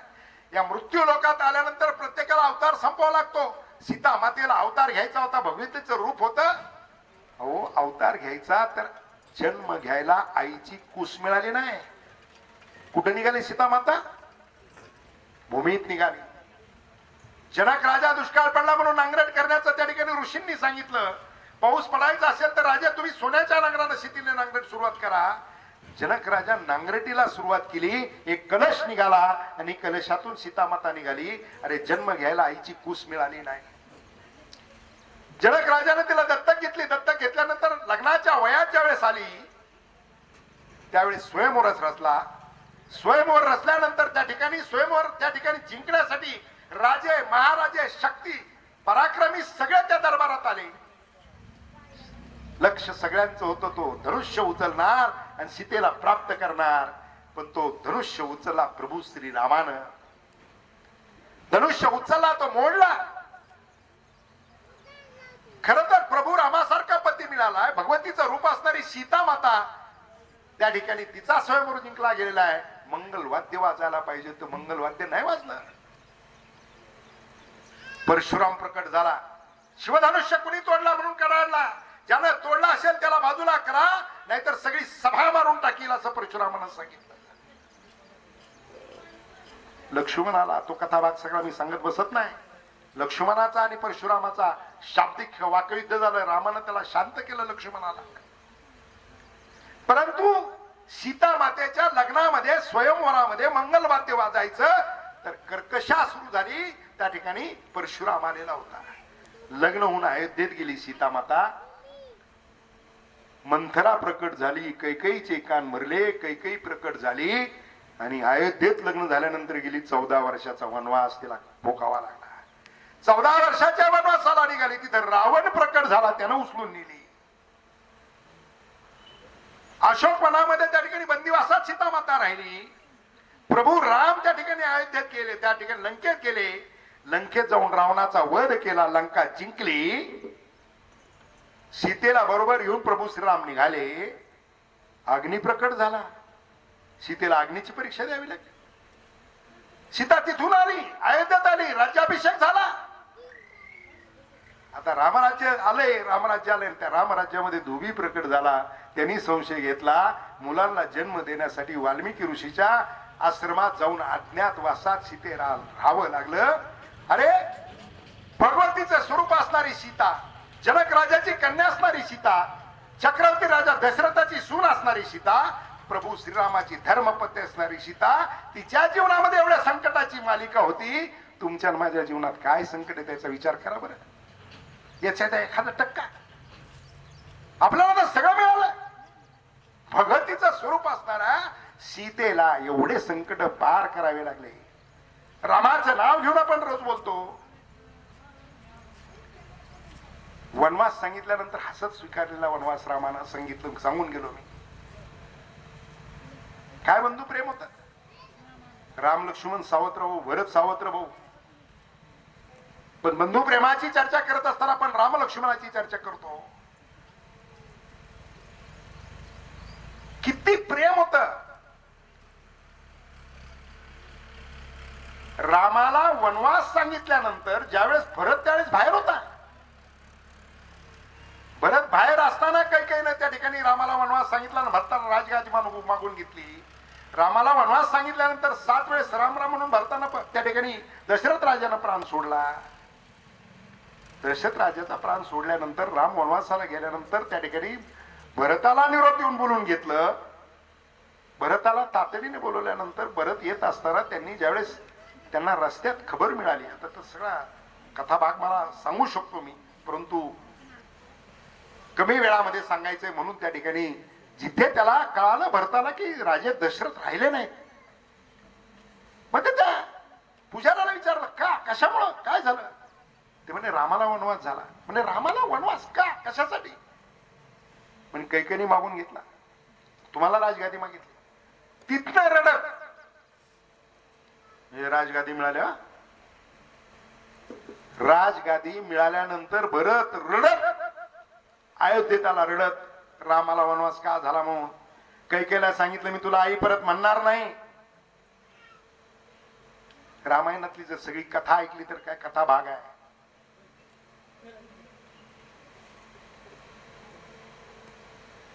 तिथून त्या ठिकाणी भरत सगळ्यांना त्यांनी सांगितलं की नाही, हे होणार नाही. प्रभू श्रीरामाला परत इथं आणावं लागेल. आणि म्हणून भरत तिन्ही आया, लक्ष्मणाची धर्मपत्नी, भरताची धर्मपत्नी, शत्रुघ्नाची धर्मपत्नी, जनक राजा यांना सगळ्यांना घेऊन रामाला परत आणण्यासाठी भरत चित्रकूटला त्यांची भेट झाली. पण त्याच्या अगोदरचा मुक्काम भारद्वाज ऋषीच्या आश्रमात, त्या ठिकाणी प्रभू रामाचा पहिल्या रात्रीचा मुक्काम भारद्वाज आश्रमात झालेला होता. तिथं गेले भरत. रामाची चौकशी केली. भरद्वाज ऋषींकडे उशीर झाला म्हणून, राजा झालेलाच होता भरत. भरद्वाज ऋषीनं स्वागत केलं, सांगितलं थांबा. सगळे थांबले तिथे. सकाळी निघताना भरताना विचारलं, भरताच्या चेहऱ्यावरती त्या ठिकाणी अशा दुःखाच्या छटा दिसत होत्या, नाराजीच्या छटा दिसत होत्या. म्हणून भरद्वाज ऋषीने विचारलं, राजन तुमच्या चेहऱ्यावरती दुःख दिसतंय, तुमच्या चेहऱ्यावरती चिंता दिसते, काय कारण आहे. काय म्हटलं भरत माहितीये. भरतानं सांगितलं, मी केलेल्या चुकीला प्रभू श्रीराम मला माफ करतील का. आता भरताने काय चूक केली. चूक आईने केलेली होती, पण तरी सुद्धा माझ्या चुकीला माफी मिळेल का भावाकडून. ही भावना एका सावत्र भावाची होती. त्यानं सांगितलं त्यांनी मला माफ केलं पाहिजे. मग भरद्वाज ऋषीने सांगितलं, सकाळी ज्यावेळेस प्रभू इथून निघाले त्यावेळेस आरती करत असताना ज्यावेळेस आरतीत भरत खंड एवढा शब्द आला की त्यांच्या हातातलं ताट पडलं आणि हाय भरत करून प्रभू श्रीराम रडत होते. हे ज्यावेळेस भारद्वाज ऋषीने सांगितलं त्यावेळेस भरताला प्रेमाची आणखी जाणीव झाली आणि भरत तसाच पुढे निघाला. चित्रकूटला गेले. पण प्रभू श्रीराम आदल्या दिवशी चित्रकूटला ज्यावेळेस पोहोचलेले होते त्यावेळेस वनदेवी प्रसन्न झाली. वनदेवीने विचारलं, प्रसन्न झाली, हात जोडले, प्रभू रामाच्या पुढे उभे राहिली. वनदेवीला काय सेवा करू? ज्यावेळेस प्रभू रामाला तिनं विचारलं तर रामानं सांगितलं की मी माझी कुटी कशी उभी करायची ती करील, माझं कसं राहायचं ते राहील, मी फळं खाऊन कसं राहायचं ते जगेल. परंतु वनदेवी तू मागितलं म्हणून मी तुला सांगतो की मी ज्या रस्त्यानं आलो तो रस्ता सगळा साफ करून घे, ते काटे कुठे त्या रस्त्यावर राहू देऊ नको. तर वनदेवी म्हणते की तुमचा आदेश मान्य आहे, मी करते. परंतु राजाने एक शंका आहे, प्रभू तुम्ही ज्या रस्त्यानं आलात त्याचे काटे कुठे काढून काय उपयोग आहे? रामानं सांगितलेलं फार महत्वाचं आहे. तोडला मी आलोय, परंतु मला शोधत माझा भाऊ भरत त्या रस्त्याने येणार आहे, त्याच्या पायाला काटे टोचता कामा नये. वनदेवी पुढचा प्रश्न विचारते. ते म्हणते राजन, दशरथ पुत्र, अयोध्येचा राजा, चतुर्संग सेनेचा प्रमुख भरत एवढा नाजूक आहे, त्याला काटे टोचतील? रामानं सांगितलं इंद्राच्या वज्राला जर टक्कर दिली तर इंद्राचा वज्र तोडण्याची ताकद माझ्या भरतात आहे, त्याला काट्यानं त्याच्यावर परिणाम होणार नाही. मग का काटे काढायचे? ते म्हणे ज्या रस्त्यानं मी आलो त्या रस्त्यानं जर भरताला काटा टोचला तर माझ्यामुळे रामाला वनवास झाला आणि रामाला ह्या काट्यातून जावं लागले, याच्या वेदना त्याच्या अंतःकरणाला होतील, म्हणून काटे साफ कर. राम आणि भारतामधलं प्रेम होत. पुढचा भाग खूप आहे, तिथे जाऊन भरतानं खूप विनवणी केली, जनकानं विनवणी केली, पण तिथे रामानं सांगितलेलं वाक्य सगळ्यात महत्वाचं आहे.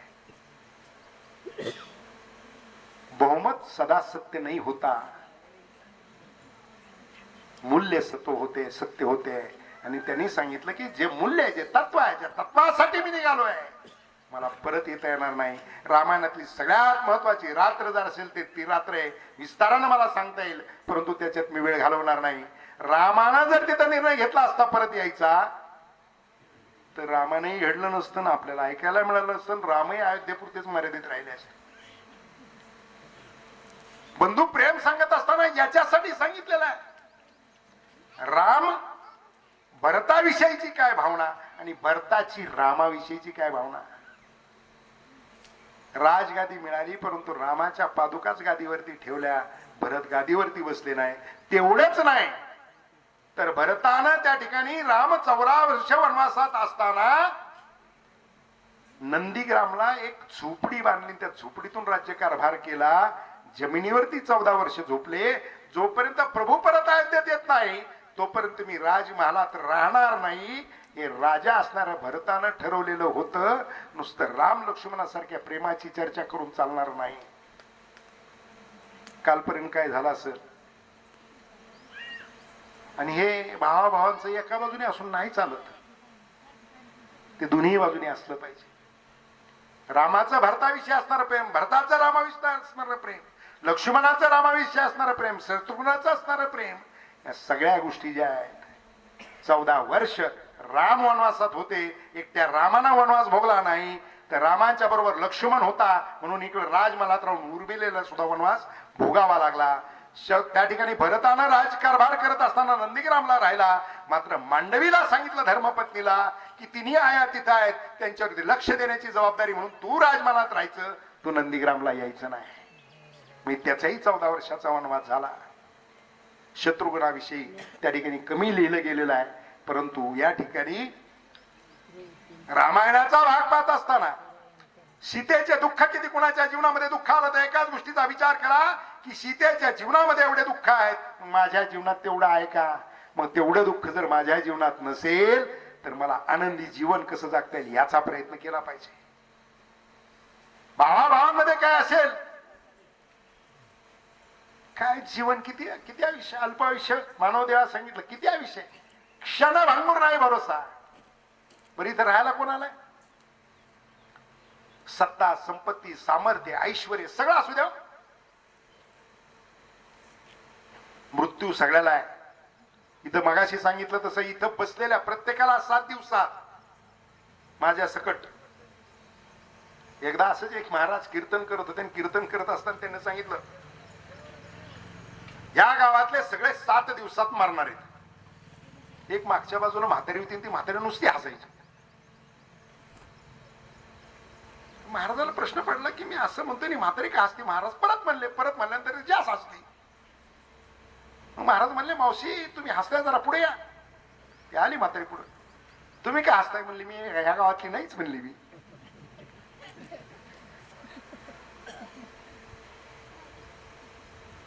या ठिकाणी मृत्यू हा कोणाला चुकलेला नाही. 28 जानेवारी 25 जानेवारी रात्री माझं बोलणं झालेलं. 26 जानेवारीचे दिवसभराचे कार्यक्रम केले, 27 जानेवारीचे कार्यक्रम केले, 28 जानेवारी सकाळी विमानात बसले. विमानात बसून अजितदादा बारामतीला आले. त्यांच्या स्वागताला सगळे लोक आले. विमान पडलं, दादा गेले. होत्याचं नव्हतं झालं. काय नव्हतं त्यांच्याकडे, सगळं होतं. सगळं सामर्थ्य असताना देखील इथे कोणालाही थांबता येत नाही. इथं आलेला प्रत्येकाला जावं लागणार आहे. मग जायचं हे नक्की आहे. मग जायचं नक्की आहे तर मग आम्हाला जात असताना आमचं नाव पाठीमागे शिल्लक राहील, याच्यासाठी काय करावं लागेल. मागाशी मग सांगितलं मी की बुवा आता अण्णा प्रवचन करायला लागले. मेल्यानंतर सुद्धा जिवंत राहण्याचं साधन आहे. मरणार तर सगळेच येतो, कोण इथं राहायला आलाय. पण तुम्ही तुमच्या जीवनामध्ये शेवटच्या क्षणापर्यंत तुम्ही काय करत होता, तर जीवनातला प्रत्येक क्षण तुम्हाला सत्कारणी लावता आला पाहिजे. प्रत्येक क्षणाला तुम्हाला चांगला विचार करता आला पाहिजे आणि चांगला विचार लोकांना देता आला पाहिजे. मेल्यानंतर माणसानं त्याच्या जीवनामध्ये त्यांनी काय केलं याचं मूल्यमापन झालं पाहिजे. तो कोणत्या सत्तेवर होता आणि त्याच्याकडे किती संपत्ती होती. आपल्याला काही काही गोष्टीचं मोल कळत नाही. माणसं सहज म्हणतात पाण्या इतका पैसा वाचला पण नाही वाचला. पाण्या इतका, पाण्याची किंमत आपल्याला कळतच नाही. रोटेशनची नाही सांगत. ते आणलं मोठं प्रयासाने मिळत नाही, तो भाग वेगळा. पण पाण्याचं तुम्हाला सांगतो, संपत्ती, एखाद्याला संपत्तीचा फार मोठा हव्यास आहे, खूप हव्यास आहे. त्याला रिझर्व्ह बँकेच्या सगळ्या कोऱ्या कोऱ्या नोटा ज्या टाकसाळामध्ये ठेवलेल्या आहेत किंवा ज्या ठिकाणी ठेवलेल्या आहेत तिथे त्याला ठेवला. 3 दिवस नोटांमध्ये राहा, फक्त पाण्याचा घोट सुद्धा मिळणार नाही. काय होईल, काय होईल. नोटा पाहिजेत ना, सगळ्या बाजूने नोटा. आणि 4थ्या दिवशी या सगळ्या तुला जाशे नाही ना, ते घेऊन जा सांगितलं. आबा पाणीच नाही दिलं, काय होईल. सगळ्या नोटा अंगावर घेईन ना तो, काय होईल. पाण्याचं मोल आपल्याला कळत नाही, पण पाणी हे जीवन आहे. असंच आपल्याला ज्याचं ज्याचं मोल कळत नाही तेच सगळ्यात महाग आहे. त्याची जीवनामध्ये सगळ्यात महत्वाची किंमत आहे. आणि म्हणून समय सुद्धा खूप महत्वाचा आहे. आयुष्यातला क्षण क्षण क्षण आपल्या सगळ्यांच्या दृष्टीनं महत्वाचा आहे. आणि म्हणून हा संसार रूपी भवसागरातून तरुण जर पुढे जायचं असेल तर तुम्हाला तरुण जायला एकच मार्ग आहे, आणि ते म्हणजे नामस्मरण. याच्या पलीकडे दुसरा मार्ग नाही. आणि नामस्मरण करत असताना काय काय माणसं म्हणतात वेळच नाही हो, कधी देवाचं नाव घ्यायचं, वेळ नाही. दिवसभर काम करत असताना हाताला आणि पायालाच काम आहे. ह्याला काय काम आहे, जेवायचं सोडून त्याच्यानंतर मोकळच आहे ना. जेवताना सुद्धा घास घेताना देवाचं नाव घेतलं, प्रत्येक घासाला नाव घेतलं देवाचं, तरी सार्थकी जीवन आहे. सार्थकी जीवन कशा पद्धतीने लावायचं याचा विचार करता आला पाहिजे. आणि सार्थकी जीवन त्या ठिकाणी लावायचं असेल तर नामस्मरणाशिवाय दुसरा कुठलाही मार्ग नाही. आणि म्हणून तुकाराम महाराजांनी सांगितलं देवाचं चिंतन करा. काही माणसं पंढरपूरला जाते, तर पंढरपूरला जाताना सुद्धा वारीत आम्ही पाहतो. आता मी 4थं वर्ष झालंय, पालखी सोहळा काढलाय. त्या पालखी सोहळ्याच्या बरोबर चालतो. भजन करा म्हणून सांगावं लागतं. काही जण अत्यंत प्रामाणिकपणाने करत असतात, निष्ठेने करत असतात, चिकाटीने करत असतात. वारी म्हणल्यानंतर सगळ्या प्रकारची माणसं असतात, सगळ्याच प्रकारची असतात. म्हणजे कुठल्याही दिंडीत घ्या तुम्ही, चाललाय पंढरपूरला, पण लक्ष सगळं इकडे, वारी होत नाही. इथं शेतात काम करतोय, मात्र लक्ष पंढरीकडे असेल तर त्याला पंढरपूरचं पांडुरंग पावतो. आऱ्यांवरून सावता महाराज किती वेळेस पंढरपूरला गेले माहित नाही, पण पंढरीचा पांडुरंग विटेवरून उतरून सावता महाराजांकडे आलेले अनेक उदाहरणं अध्यात्मात सापडतात. आपलं भाग्य आहे की आपण शेजारी श्रीगोंद्यात संत गुरु संत शेख मोहम्मद महाराज आहेत. आबा पाटील मी इतिहास काढला सगळा. आता संत शेख मोहम्मद महाराजांची केस मी स्वतःच लढतोय, स्वतः लढतोय. मी तुम्हाला माहित नसेल सगळ्यांना. पहिल्याच तारखेला मी कोर्टाला परवानगी मागितली. म्हणलं मी काय वकील नाही, माझं वकिलीचं शिक्षण झालेलं नाही, पण साहेब म्हणलं माझी विनंती आहे की हा सद्गुरूंचा विषय आहे, त्याच्यावर वकिलांना समजून सांगण्यात जास्त वेळ जाणार आहे, त्याच्यापेक्षा मलाच माझा युक्तिवाद करायचा आहे, त्याची परवानगी जर तुम्ही दिली तर बरं होईल. कोर्टाने माझ्याकडे बघितलं, हसलं, म्हणले परवानगी आहे. कधी कुठल्याही केसला एवढं कोर्टाने कधी ऐकून घेतलं नाही आबा. पहिली तारीख झाली, त्या पहिल्या तारखेला मी संत शेख मोहम्मद महाराज 2.25 तास कोर्टाला सांगितले, 2.25 तास. आणि मग 2.25 तासांनी साहेब म्हटले अजून किती वेळ लागणार आहे. म्हणलं बहुतेक एवढाच वेळ अजून लागेल. ते म्हणले आता लंच टाइम झालेला आहे, मग दुपारी घ्यायचं का. मला खालून एका वकिलाने सांगितलं की समोरच्यांचा वकील नाही, वकिलाचा ज्युनियर आलेला आहे, तर समोरच्याचा वकील असू द्या, पुढची तारीख मागा. मी कोर्टाला म्हणलं पुढच्या तारखेला पुन्हा 2 तास युक्तिवाद मी केला. ज्यावेळेस माझा युक्तिवाद संपला त्यावेळेस वकील भूषण सांगायचं म्हणून नाही सांगत, वाचलंच एवढं मोहम्मद महाराजांचं. वाचता वाचता एवढं सापडलं, आपल्या वाटाळी सुरुडीचा उल्लेख आहे त्याच्यात. संत शेख मोहम्मद महाराज इंदोर पासून तर हैदराबाद तेलंगणा पर्यंत त्यांनी कीर्तन केले, इंदोर पासून. आणि त्याच्यात प्रामुख्याने उल्लेख सुरोडी, वडाळी, देवळगाव, राशीन, कोरेगाव, बार्शी पर्यंतचा उल्लेख त्यांच्या चरित्र ग्रंथात आहे. एका दिवशी 2 कीर्तन महाराज करत होते त्या काळात. महिन्याला त्या काळातल्या चपलांचा जोड माणसं 3 वर्ष वापरत होते. महिन्याला जोड लागत होता महाराजांना, एवढं चालत होते. आणि सद्गुरू संत शेख मोहम्मद महाराजांच्या बाबतीत जर सांगायचं झालं तर भाऊसाहेब योग सम्राट ग्रंथ लिहिला त्यांनी, आणि तो त्या काळात सिद्धीसाठी काशीला पाठवायचा म्हणून त्यांनी पाठवला. तिथे ठेवून घेतला. शिष्य गेले, शिष्यांनी ग्रंथ दिला, दिल्यानंतर तो ठेवून घेतला. तो प्रमुख जो पीठासीन अधिकारी होता, प्रमुख जो ब्राह्मण, तो त्या दिवशी तिथे नव्हता. आल्यानंतर सांगितलं त्यांना की महाराष्ट्रातून चांभरवंद्यावरून, त्यावेळेस चांभरवंदा नाव होतं, ग्रंथ आलेला आहे सिद्धीसाठी. म्हणजे नाव काय आहे ग्रंथाचं. म्हणजे योग संग्राम. आणि म्हणले कोण आहे, कोणाचा ग्रंथ आहे. म्हणले शेख मोहम्मद. अरे शेख मोहम्मद आणि योग संग्राम, कारण योग विद्येचा ज्ञानेश्वर माऊली नंतर अभ्यास असणारे संत शेख मोहम्मद महाराज. त्या प्रमुखानं सांगितलं अविंद्याची वाणी ऐकणं देखील पाप आहे, गंगेत नेऊन बुडवला. संत शेख मोहम्मद महाराजांना इथं साक्षात्कार झाला. महाराजांनी इथून माणसं पाठवली. त्यांनी तो ग्रंथ मागितल्यानंतर ज्या ब्राह्मणाला बुडवायला सांगितलं होता त्यांना सांगितलं कुठे ग्रंथ दाखव त्यांना, कुत्सित भावनेनं. ही माणसं गेली शोधला. 6 महिन्यानं तो ग्रंथ कोरडाची कोरडा गंगेत निघाला काशीत. आणि ज्यांनी बुडवायला सांगितला होता त्यांनी त्या ग्रंथाची पालखीतून मिरवणूक काशीत काढलेली आहे. संत शेख मोहम्मद महाराज. आपल्याला नाही कळालं. मी कोर्टात त्या दिवशी जाहीर मान्य केलं. भाऊसाहेब मी सांगितलं की आम्ही कर्मदरिद्री आहोत, आम्हाला महाराज समजायला खूप उशीर लागला. 6 महिन्यानं ग्रंथ कोरडा निघाला. काशीतल्या ब्राह्मणांनी तिथे मिरवणूक काढली. काशीतल्या ब्राह्मण इथं श्रीगोंद्यात आले. 7 दिवस सद्गुरू संत शेख मोहम्मद महाराजाच्या मठामध्ये ते राहिले. आता त्या काळात काही खानावळी नव्हत्या की पाहुणचारला डबा लावलाय, काशीवरून ब्राह्मण आलेत, पाहुणचार मध्ये जीवतील काय असेल ते बिल नंतर देऊ, असं काही नव्हतं. ही सगळी सेवा सद्गुरू संत शेख मोहम्मद महाराजाच्या धर्मपत्नीने यांना सगळ्यांना जेवायला घातलं. त्या माऊलीच्या हातानं अनेकांना अन्नदान मिळालं. अन्नदान त्या माऊलीने केलं. त्या सद्गुरू संत शेख मोहम्मद महाराजांच्या इथून ते ब्राह्मण काशीच्या ब्राह्मणांनी निघताना त्यांचा निरोप घेताना विचारला अजून थोर संत कोण आहेत महाराष्ट्रात. तर त्यांनी सांगितलं देहूत जा तुकोबारा आहे. आणि वडगावला जा, तिथे जयराम स्वामी येत.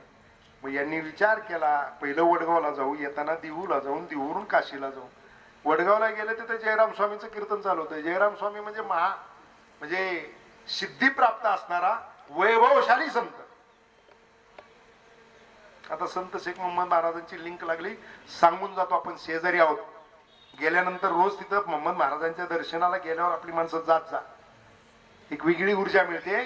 तुकाराम महाराजांचे 10वे वंशज माझे गुरुजी आहेत माणिकप्पा मोरे, त्यांनी सांगितलं, मला जर कधी कशा पालखी सोहळा काढण्यासाठी त्यांच्याकडे चर्चेला गेलो, म्हणजे खूप मोठा निर्णय घेतला अण्णा. मला म्हणले, कधी जर वेदना कशाच्या झाल्या, दुःख झालं, तर मी गाडी काढतो, श्रीगोंद्यात येतो. गेले कित्येक वर्षाची माझी परंपरा आहे. संत शेख मोहम्मद महाराजांच्या समाधीजवळ जाऊन बसतो, एक तासभर बसलं की फ्रेश होतो, परत निघून येतो. हे त्यांनी आम्हाला 23 साली सांगितलं. आणि म्हणजे मी कित्येक वर्षापासून येतो. शक्ती आहे. यांनी सांगितलं तुम्ही जा वडगावला आणि दिवूला. वडगावला गेले. वडगावला गेल्यानंतर ते काशीचे ब्राह्मण, जयराम स्वामीचं कीर्तन चालू होतं. कीर्तन चालू असताना ते गेले, जयराम स्वामीच्या पाया पडले आणि बसले. कीर्तन संपल्यानंतर ते सगळ्यांच्या पाया पडायला लागले. जयराम स्वामी रागावले, बोलून घेतलं त्यांना. कोण तुम्ही? म्हणले कुठले? ते म्हणले आम्ही काशीचे. सगळ्यांच्या वेड्यासारखं काय पाया पडत सुटला? म्हणजे एक थोर संत आहेत शेख मोहम्मद, त्यांच्याकडे श्रीगोंद्या चांबरगोंद्यात आम्ही होतो. ते सगळ्यांच्या लहान थोरांच्या पाया पडत होते, म्हणून आम्ही इथे सगळ्यांच्या थोरांच्या पाया, थोरा मोठ्यांच्या पाया पडतोय. जयराम स्वामी म्हणे, शेखचा फारच ऐकलंय म्हणे, मीच जातो पाहायला. ते जयराम स्वामीचं सामर्थ्य एवढं होतं की त्या काळात 500 शिष्य होते. 500 शिष्य, त्याचा लवाजमा, हत्ती घोडे सगळे अगदी हिरे जवाहरात यांना सजलेले ते जयराम स्वामी, असं एवढा मोठा संत होता. तिथं आल्यानंतर त्यांनी पाहिलं तर संत शेख मोहम्मद महाराजांना दिव्य दृष्टीने दिसलं, हे आलंय आपली परीक्षा घ्यायला. ते सरस्वती नदीच्या कडे जाऊन उभे राहिले. त्यांनी गुफेत चौकशी केली. ते म्हणले ते सरस्वती नदीच्या कडेला तपश्चर्यासाठी गेले. जयराम स्वामी गेले. संत शेख मोहम्मद महाराज वेगळा अवतार घेऊन उभे होते. डोक्यावर घुंगडी, पायात ते जुने जोडे आणि एक वेगळ्या आयभावात असे टिकून एका झाडाला उभे राहिले होते. जयराम स्वामी विचारलं, तो शेख्या बघितला का? शेख्या. ते म्हणले त्या झाडाखाली पसरलाय म्हणे. कोण सांगताय? शेख मोहम्मद. झाडाखाली जाऊन बघते, आंब्याच्या वाघ झोपलेला होता. जयराम स्वामी परत पळाले आणि शेख मोहम्मद महाराज त्यांच्याकडे बघून हसले. आता तोही सिद्ध पुरुष होते, ते सिद्ध संत होते. हसल्यानंतर यांच्या लक्षात आलं. ते म्हणले असं का केलं? अरे म्हणजे तोच शेख्या आहे. आणि मग जयराम स्वामीला दृष्टांत झाला, जाऊन मिठी मारली, कडकडून गळ्याला मिठी मारली आणि मग साक्षात दर्शन शेख मोहम्मद महाराजांनी दिलं. आणि ते दर्शन देत असताना विष्णुरूप दर्शन शेख मोहम्मद महाराजांनी जयराम स्वामीला दिले, असं जयराम स्वामींनी लिहून ठेवलंय. घनश्याम चल्लारी नाही. वडगाव कोणतं? वडगाव का ह्याच्यातलं खटाव तालुक्यात, सातारा जिल्ह्यात. जाऊन आलो मी त्या समाधीला. पण त्यांची बखर आहे, बखरेत संत शेख मोहम्मद महाराजांचे उल्लेख आहेत. आणि मग त्यांनी साष्टांग धर्म घातला. म्हणले आता माझं कृतकृत्य जीवन झालं, आता मला समाधी द्या. संत शेख मोहम्मद महाराजांनी त्यांना सांगितलं, तुमची अजून 2.5 वर्ष बाकी आहेत. जन्म मरणाच्या फेऱ्यात अडकू नका. 2.5 वर्षाची तपश्चर्या काम करायचे ते करा. 2.5 वर्षांनी समाधी. मग म्हणले एकांतात चर्चेला जाऊ. मग एकांतात त्या गुफेत येऊन चर्चेला बसले. आणि मग सगळी चर्चा करत असताना त्या ठिकाणी त्यांनी सांगितलं, मला समाधी घ्यायची, 2.5 वर्षांनी घ्यायची म्हणतायत, 2.5 वर्षांनी घेतो, परंतु समाधी द्यायला तुम्हाला यावं लागेल. शेख मोहम्मद महाराजांनी कबूल केलं. तिथं गेल्यानंतर तिथं काहींनी काढलं, हे अविंद म्हणे शेख मोहम्मद यांच्याकडून कशी समाधी? जानवं कुठे? संत शेख मोहम्मद महाराजांनी खांदा चिरला आणि जानवं दाखवला. त्याच्यावर अभंग आहेत, मी त्यात वेळ घालवत नाही. त्याच्यानंतरही काही लोकांचा आक्षेप म्हणून गुप्त झाले. जयराम स्वामींना दुःख झाल्यानंतर ते तुकाराम महाराजांना विनवणी करायला लागले. त्यांना विनवणी करा आणा. जेवणाची वेळ झालेली. म्हणले पात्र लावा. तुकाराम महाराज म्हटले लावले. माझ्या शेजारी शेख मोहम्मदांचं पात्र लावा. शेख मोहम्मद महाराज तिथं नाही. जेवण वाढत होते. जसं सगळ्यांच्या ताटातलं संपत होतं. तुम्ही म्हणता मला अंधश्रद्धेकडे घेऊन चाललो मी.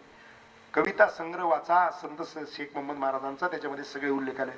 जेवत होते. प्रत्येकाच्या ताटावरचं पात्रावरचं अन्न संपत होतं. संत शेख मोहम्मद महाराज सिद्ध पुरुष होते. त्यांच्याही ताटातलं पात्रातलं अन्न संपत होतं.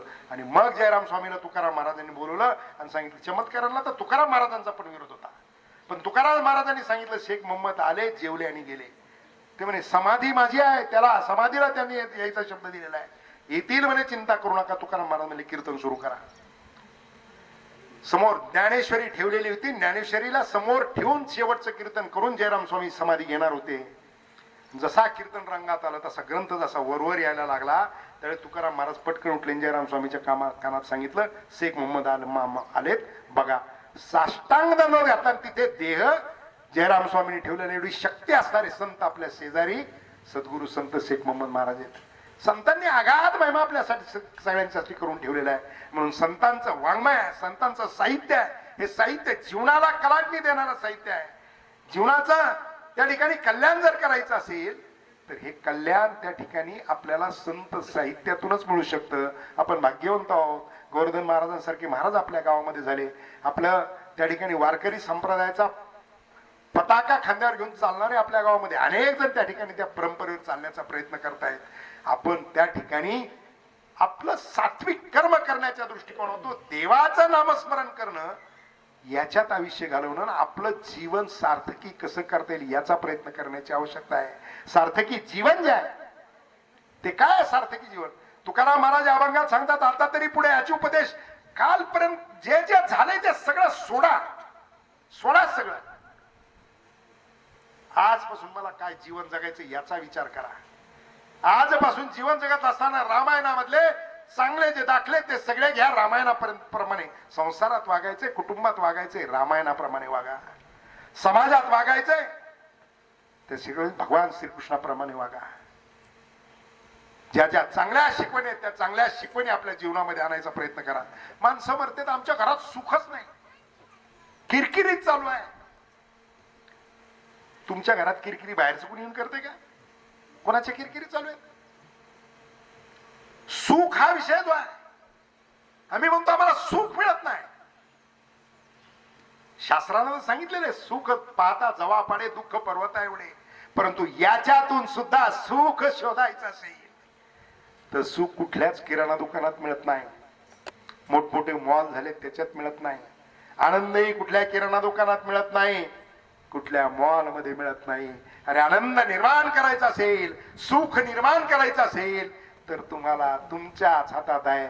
तुमच्याच हातात ते आहे आणि तुमच्याच वाणीतून तुम्ही सुख निर्माण करू शकता. आणि त्याच्यासाठी काय पाहिजे तर माऊलीची एक ओवी आपण जर का जीवनात एक जरी अंगीकारण्याचा प्रयत्न केला, तैसे साच आणि मवाळ मितुले आणि रसाळ शब्द जैसे कल्लोळ अमृताचे. तुम्ही जर मवाळ भाषेत प्रेमळ भाषेत बोलायला जर गेलात तर तुमच्या घरात आनंद निर्माण झाल्याशिवाय राहणार नाही. कर्कशा निर्माण कोण करतं तर आपल्या घरात आपणच निर्माण करतो. आनंद निर्माण करायचा असेल तर आनंद देखील आपणच निर्माण करू शकतो. भोळी माणसं काय काय सुदामदाजी भोळेच होते. काय मला नाही वाटत त्यांनी कोणी कधी कोणाला शिव्या दिल्या असतील, कोणासंग भांडले असतील, कोणासाठी हुज्जत घालीत बसले असतील. झालं सार्थकी जीवन. आला सोमवारचं वर्ष श्राद्ध झालं. आज त्यांची जर त्या ठिकाणी शास्त्रानं सांगितल्या पद्धतीने जर तिथे उभे असतील तर 12 वाजता त्यांच्यासाठी कैलासाचा दरवाजा उघडा आहे. निर्भय जीवन जगले. मनात कधी द्वेष नाही कोणाच्या विषयी, कधी राग नाही कोणाच्या, मत्सर नाही कोणाच्या विषयी. हे असं चांगलं जीवन जगणं हे देखील त्या ठिकाणी, आणि चांगलं बोलणं हे सुद्धा फार महत्वाचं आहे. नाही तर बोलताना काय होतं, एकदा असंच एक पेशंट ऍडमिट होतं. डॉक्टरनी सगळे उपचार केले, 5-6 दिवस दवाखान्यात राहिलेलं होतं. पेशंट ठणठणीत झालं. डॉक्टरने आता डिस्चार्ज द्यायचं ठरवलं. डॉक्टर गेले. सकाळी राऊंड करतात ना डिस्चार्जच्या दिवशी. डॉक्टर पेशंटला सांगत होते की आता एकदम सगळं व्यवस्थित झालेलं आहे, तुमचे रिपोर्ट सगळे चांगले आलेले आहेत, चांगले रिपोर्ट्स आहेत. आता घरी गेल्यानंतर रोज थोडासा व्यायाम करा, वेळची वेळेला जेवा, चांगलं चुंगलं खा. बायको बाहेरून पळतच आली. म्हणली डॉक्टर यांना सांगा, म्हणली रोज सांगा ते वेळेवर घरी जेवायला, चांगलं चुंगलं खा. पण हे माझं ऐकतच नाही. तर मग असं डॉक्टरच्या मड्यावर घालायची वेळ येते.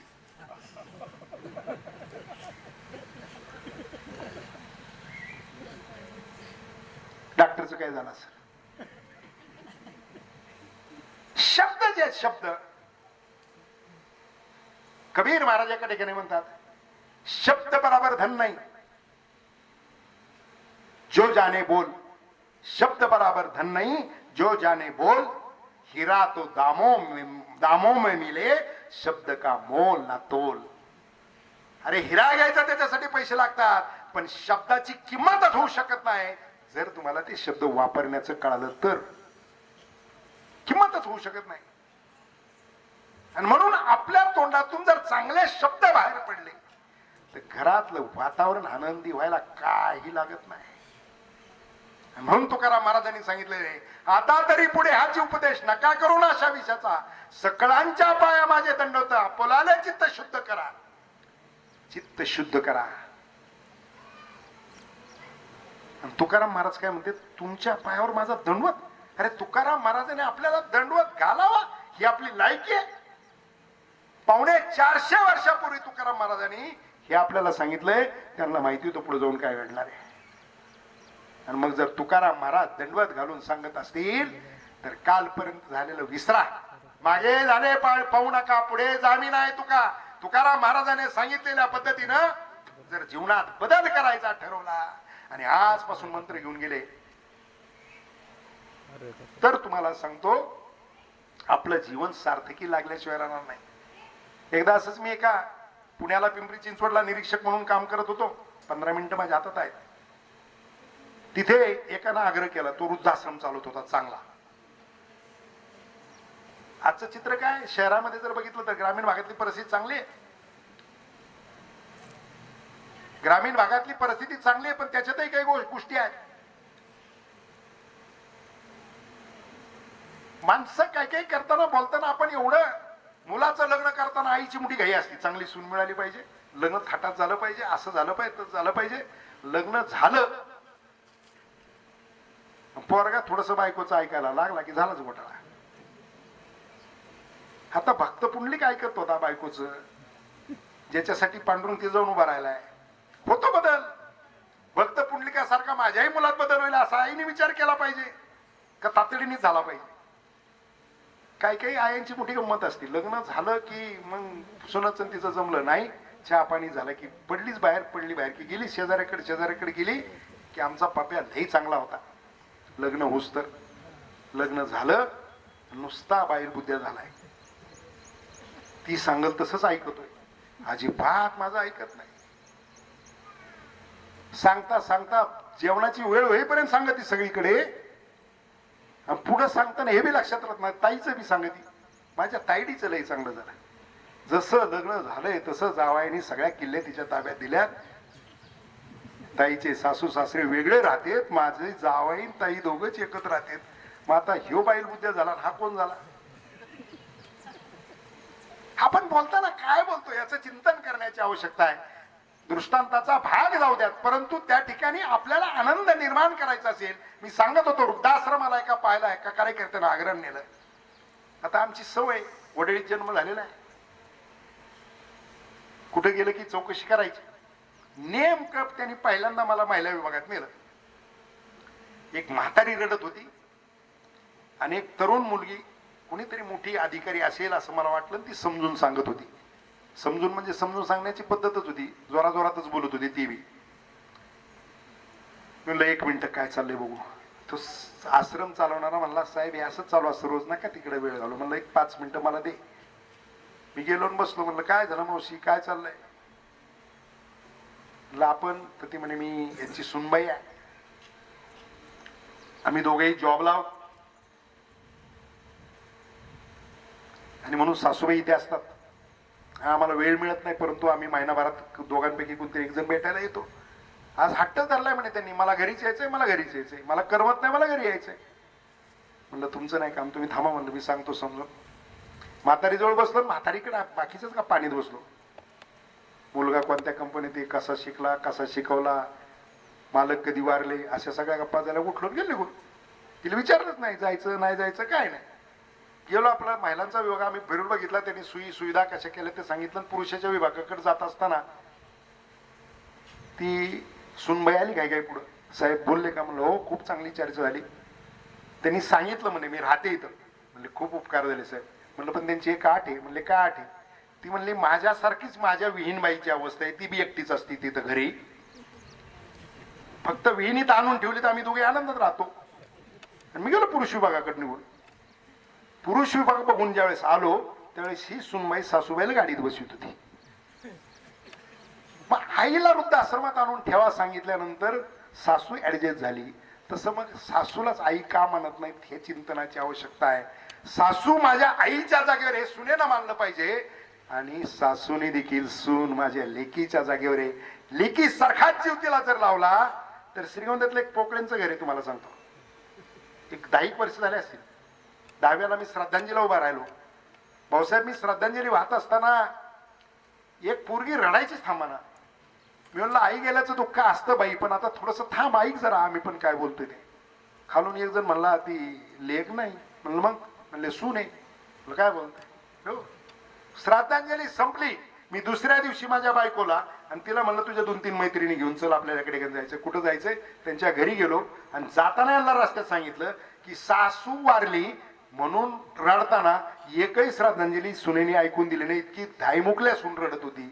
आणि मग तिथं गेल्यानंतर सांगितलं त्या सुनेनी आईपेक्षा जास्त प्रेम मला माझ्या सासूने दिला. जाणार सगळेच आहेत पण ज्या दिवशी आपण शेवटचा श्वास घेऊ त्या दिवशी सासू लेकीपेक्षा सून जास्त रडण्याचं भाग्य मिळवायचं असेल तर तो तुमच्या जीवनातली सार्थकाची पावती आहे. हा प्रयत्न तुम्ही करण्याचा प्रयत्न केला पाहिजे.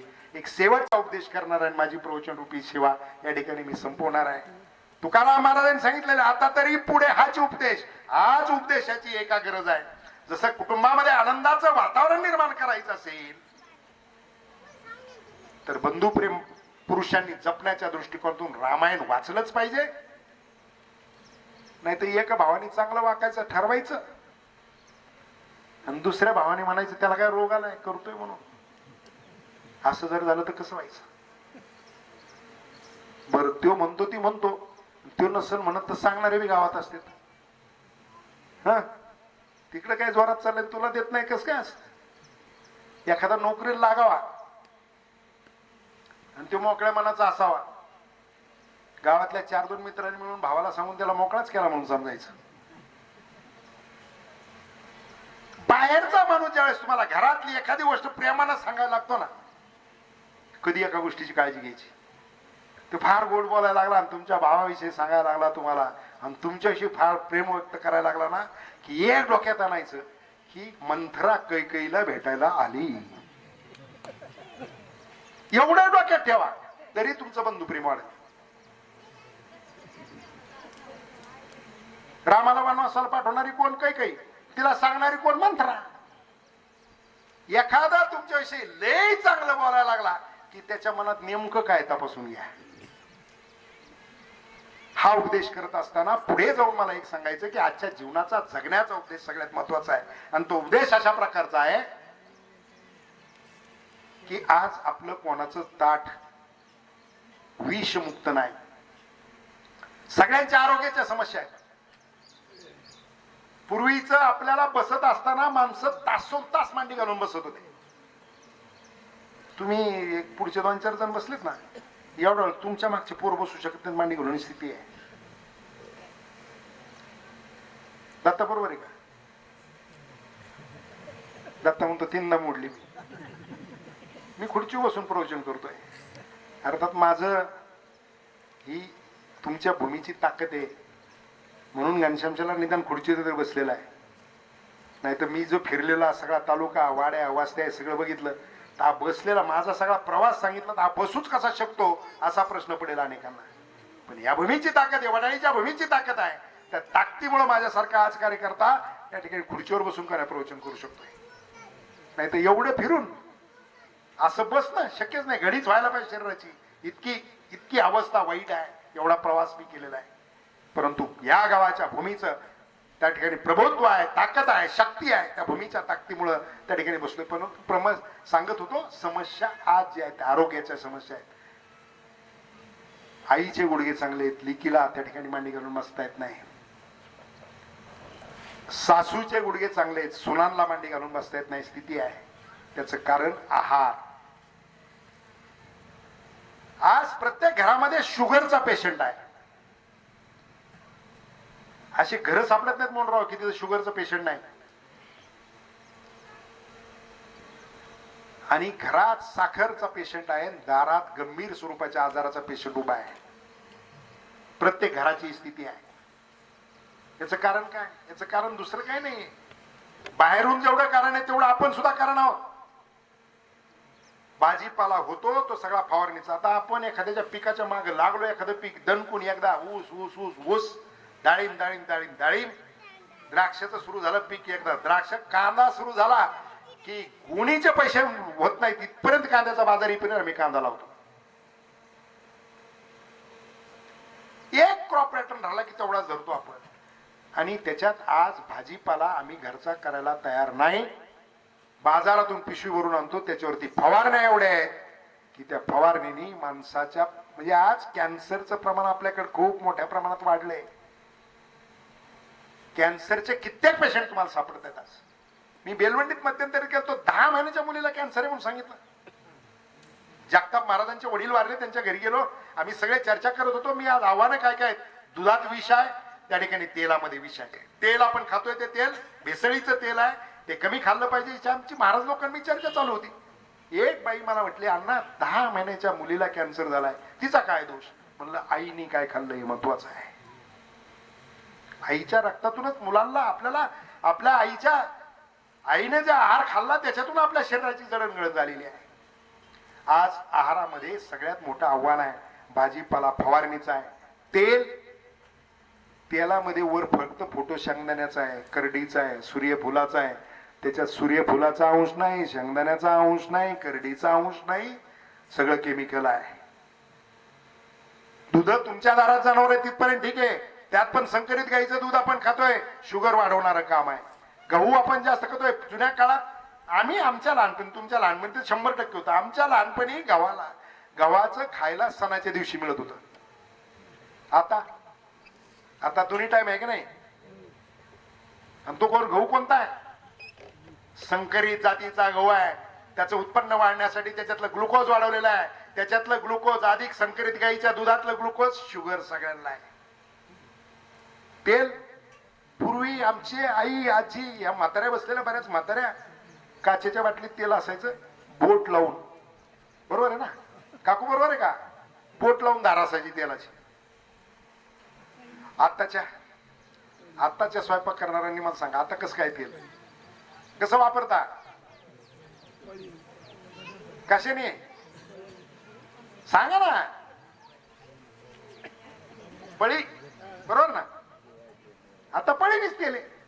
म्हणजे पूर्वी जे आरोग्याला चांगलं तेल होतं ते थेंबाने मुजून आमची आई टाकत होती, आणि आता आरोग्याला मारक असणारं तेल आहे आम्ही पळीने टाकतोय. का नाही आजार होणार? जनावरांचे दवाखाने किती आहेत मुकेश? आपला जनावरांचा दवाखाना कुठे? एक कोळगावला असेल आणि एक श्रीगोंद्याला असेल. 8-8, 10 गावात एक जनावरांचा दवाखाना आहे. पशु पक्ष्यांसाठीचे दवाखाने जास्त नाहीत, कारण त्यांना काय खायचं ते कळतंय. आणि आमचे 8-10 गावासाठी एक दवाखाना जनावरांचा, आणि श्रीगोंद्यात एका गल्लीत 10 दवाखाने माणसांचे, सगळे फुलेत. का? आम्ही आमच्या आरोग्याची काळजी घेत नाही. म्हणून आरोग्याची काळजी घ्यायची असेल तर तेल त्या ठिकाणी शेंगदाणे न्या, घाणीचं तेल काढून आणा, पळी बंद करा आणि चमच्याने वापरायला सुरुवात करा, तर पुढच्या पिढ्या पाहायला मिळणार आहेत. नाही तर पुढच्या पिढ्यांना आरोग्य नाही. पुढचा वंश कसा वाढेल याचा प्रश्न आहे. मी सांगतोय आज वेगळ्या अर्थानं घेऊ नका, आज घेत असताना अत्यंत गांभीर्यानं घ्या. तुम्हाला जर पुढचा आपला वेळ वाढत राहायचा असेल तर तो वेळ वाढत राहण्यासाठी आपल्या लेकरांना खाऊ घालत असताना विषमुक्त खायला घालावं लागणार आहे. भाजीपाल्याचे 4 वाफे घरचे तयार करा. 4 वाफ्यामध्ये त्या ठिकाणी रासायनिक खत मारू नका, रासायनिक खत टाकू नका, औषधाच्या फवारण्या करू नका, गाईचं गोमूत्र मारा, सेंद्रिय औषध आणा ते मारा, त्याचा भाजीपाला तयार करा. घरचा भाजीपाला घरी खा. मला माहिती आहे तुमच्यातच ताकद आहे की पाहुण्या रावळ्याचं 2 टायमाचं ताट तुम्ही त्या ठिकाणी विषमुक्त करताल, तुमचं रोजचं ताट मुक्त करताल. या शेतकऱ्याचं ताकद आहे की तो या देशातलं विषमुक्त ताट करू शकतो. ती करण्याची सुरुवात आपल्याला करावी लागणार आहे. तेल त्या ठिकाणी शेंगदाणे बाकीचं काय असेल ते गाळून आणा, त्याचं मर्यादित तेल वापरायला सुरुवात करा. लेकरं आमच्या शाळेत जातात, माय मावल्यांना माझे हात जोडून पाया पडून विनंती आहे. लेकरं शाळेत जाताना ते खाऊसाठी पैसे मागतात, आपण देतो.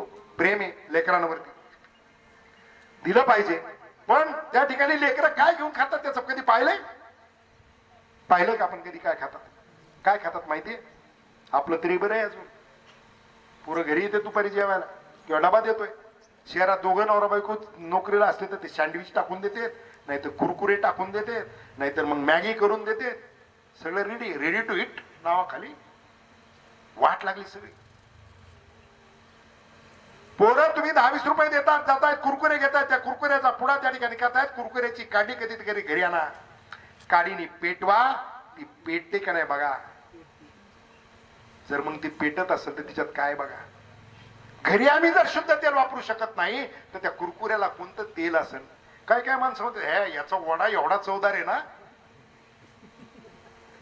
आहे का नाही चर्चा मेजर साहेब चर्चा आहे का नाही याचा वडा लय भारी त्याची मिसळ लय भारी अरे त्याचा वडा लय भारी आहे कारण त्याच्या कढईतलं तेल आहे ना हॉटेलच्या उद्घाटनाच्या दिवशी टाकलेले तेच तेल आहे फक्त त्याच्यात भर टाकतोय तो काय म्हणते त्याचे भजे लय भारी अरे भजे लय भारी तेल कधीच आहे बघ मी हे सगळं सांगतोय याच्यासाठी पुढती हे जन देखवे डोळा येतो कळवळा म्हणून या तुकाराम महाराजांनी सांगितलंय आम्ही बाहेरच खातोय त्याच्यातून आम्ही आजार घरी घेऊन येतोय आम्हाला आमचं आयुष्य जर निर्माण करायचं असेल घरचं आणि चांगलं खाल्लं पाहिजे आणि चांगलं खायला लोक म्हणतात परवडत नाही लय महागाई झाली तंबाखू कशी केवढ्याला पुढे मिळते भाऊसाहेब हा मोठ्याने बोला की 10 रुपयाला किती वजन आहे तिचं 13 ग्रॅमातले 3 ग्रॅम कागदचे तंबाखू किती ग्रॅम आहे 1 ग्रॅम केवढ्याला पडला रुपयाला पडला तंबाखू कशी किलो पडली 1 रुपयाला 1 ग्रॅम म्हणलं कसा किलो 1000 रुपये किलो बरोबर बदाम कशी किलो आहेत माहितीये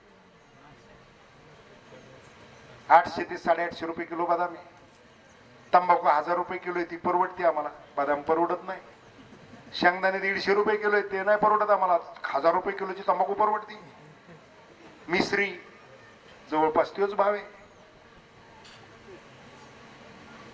बदाम 800 850 काजू 800 850 शेंगदाणे 150 रुपये फुटाणे त्या ठिकाणी 100च्या आसपास आहे गुळ त्या ठिकाणी तुम्हाला 100च्या आसपास आहे हे तर तंबाखूच्या पुडीचं सांगितलं बाकीचे हिशोब सांगत नाही दुसरा एक हिशोब सांगतो गुटक्याची पुडी काय खातेत आमचे मित्र काय आहे त्याच्यात मला माहित नाही अजून एक बाकी आहे की मी अजून गुटखा आणि तंबाखू त्याची चव कसली ती कधी पाहिली नाही गुटख्याची पुडी हे प्रवचन करायला लागणार नाही सहज एका टपरीवर बघितली म्हणलं अण्णा तुम्ही म्हणलं बघायची रे बाबा बघितली त्याच्यावरचा फोटो जर बघितला तर कॅन्सर ना थोबाडाचं काय वाटोळ होतंय याचं चित्र आहे ते पाहिल्यानंतर माणूस पुढे फेकून देईल पण बादर फोडते तर खाते पुडी केवढ्याला 30 रुपयाला किती ग्रॅमची आहे ते पाहिलं नसून तुम्ही 3.5 ग्रॅमची 1 ग्रॅम 8 रुपयाला पडतोय गुटख्याचा 1 ग्रॅम 8 रुपयाला गुटखा कसा किलो झाला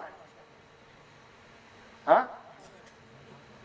8,000 रुपये किलो झाला अरे ते गुटखा खाणारे गुटखा बंद केला त्याच्या घरात रोज दिवाळी होईल पण माणसं म्हणतात महागाई झाली गुटखा परवडतोय 1000 रुपये किलोची तंबाखू परवडती ते परवडतंय हे परवडतंय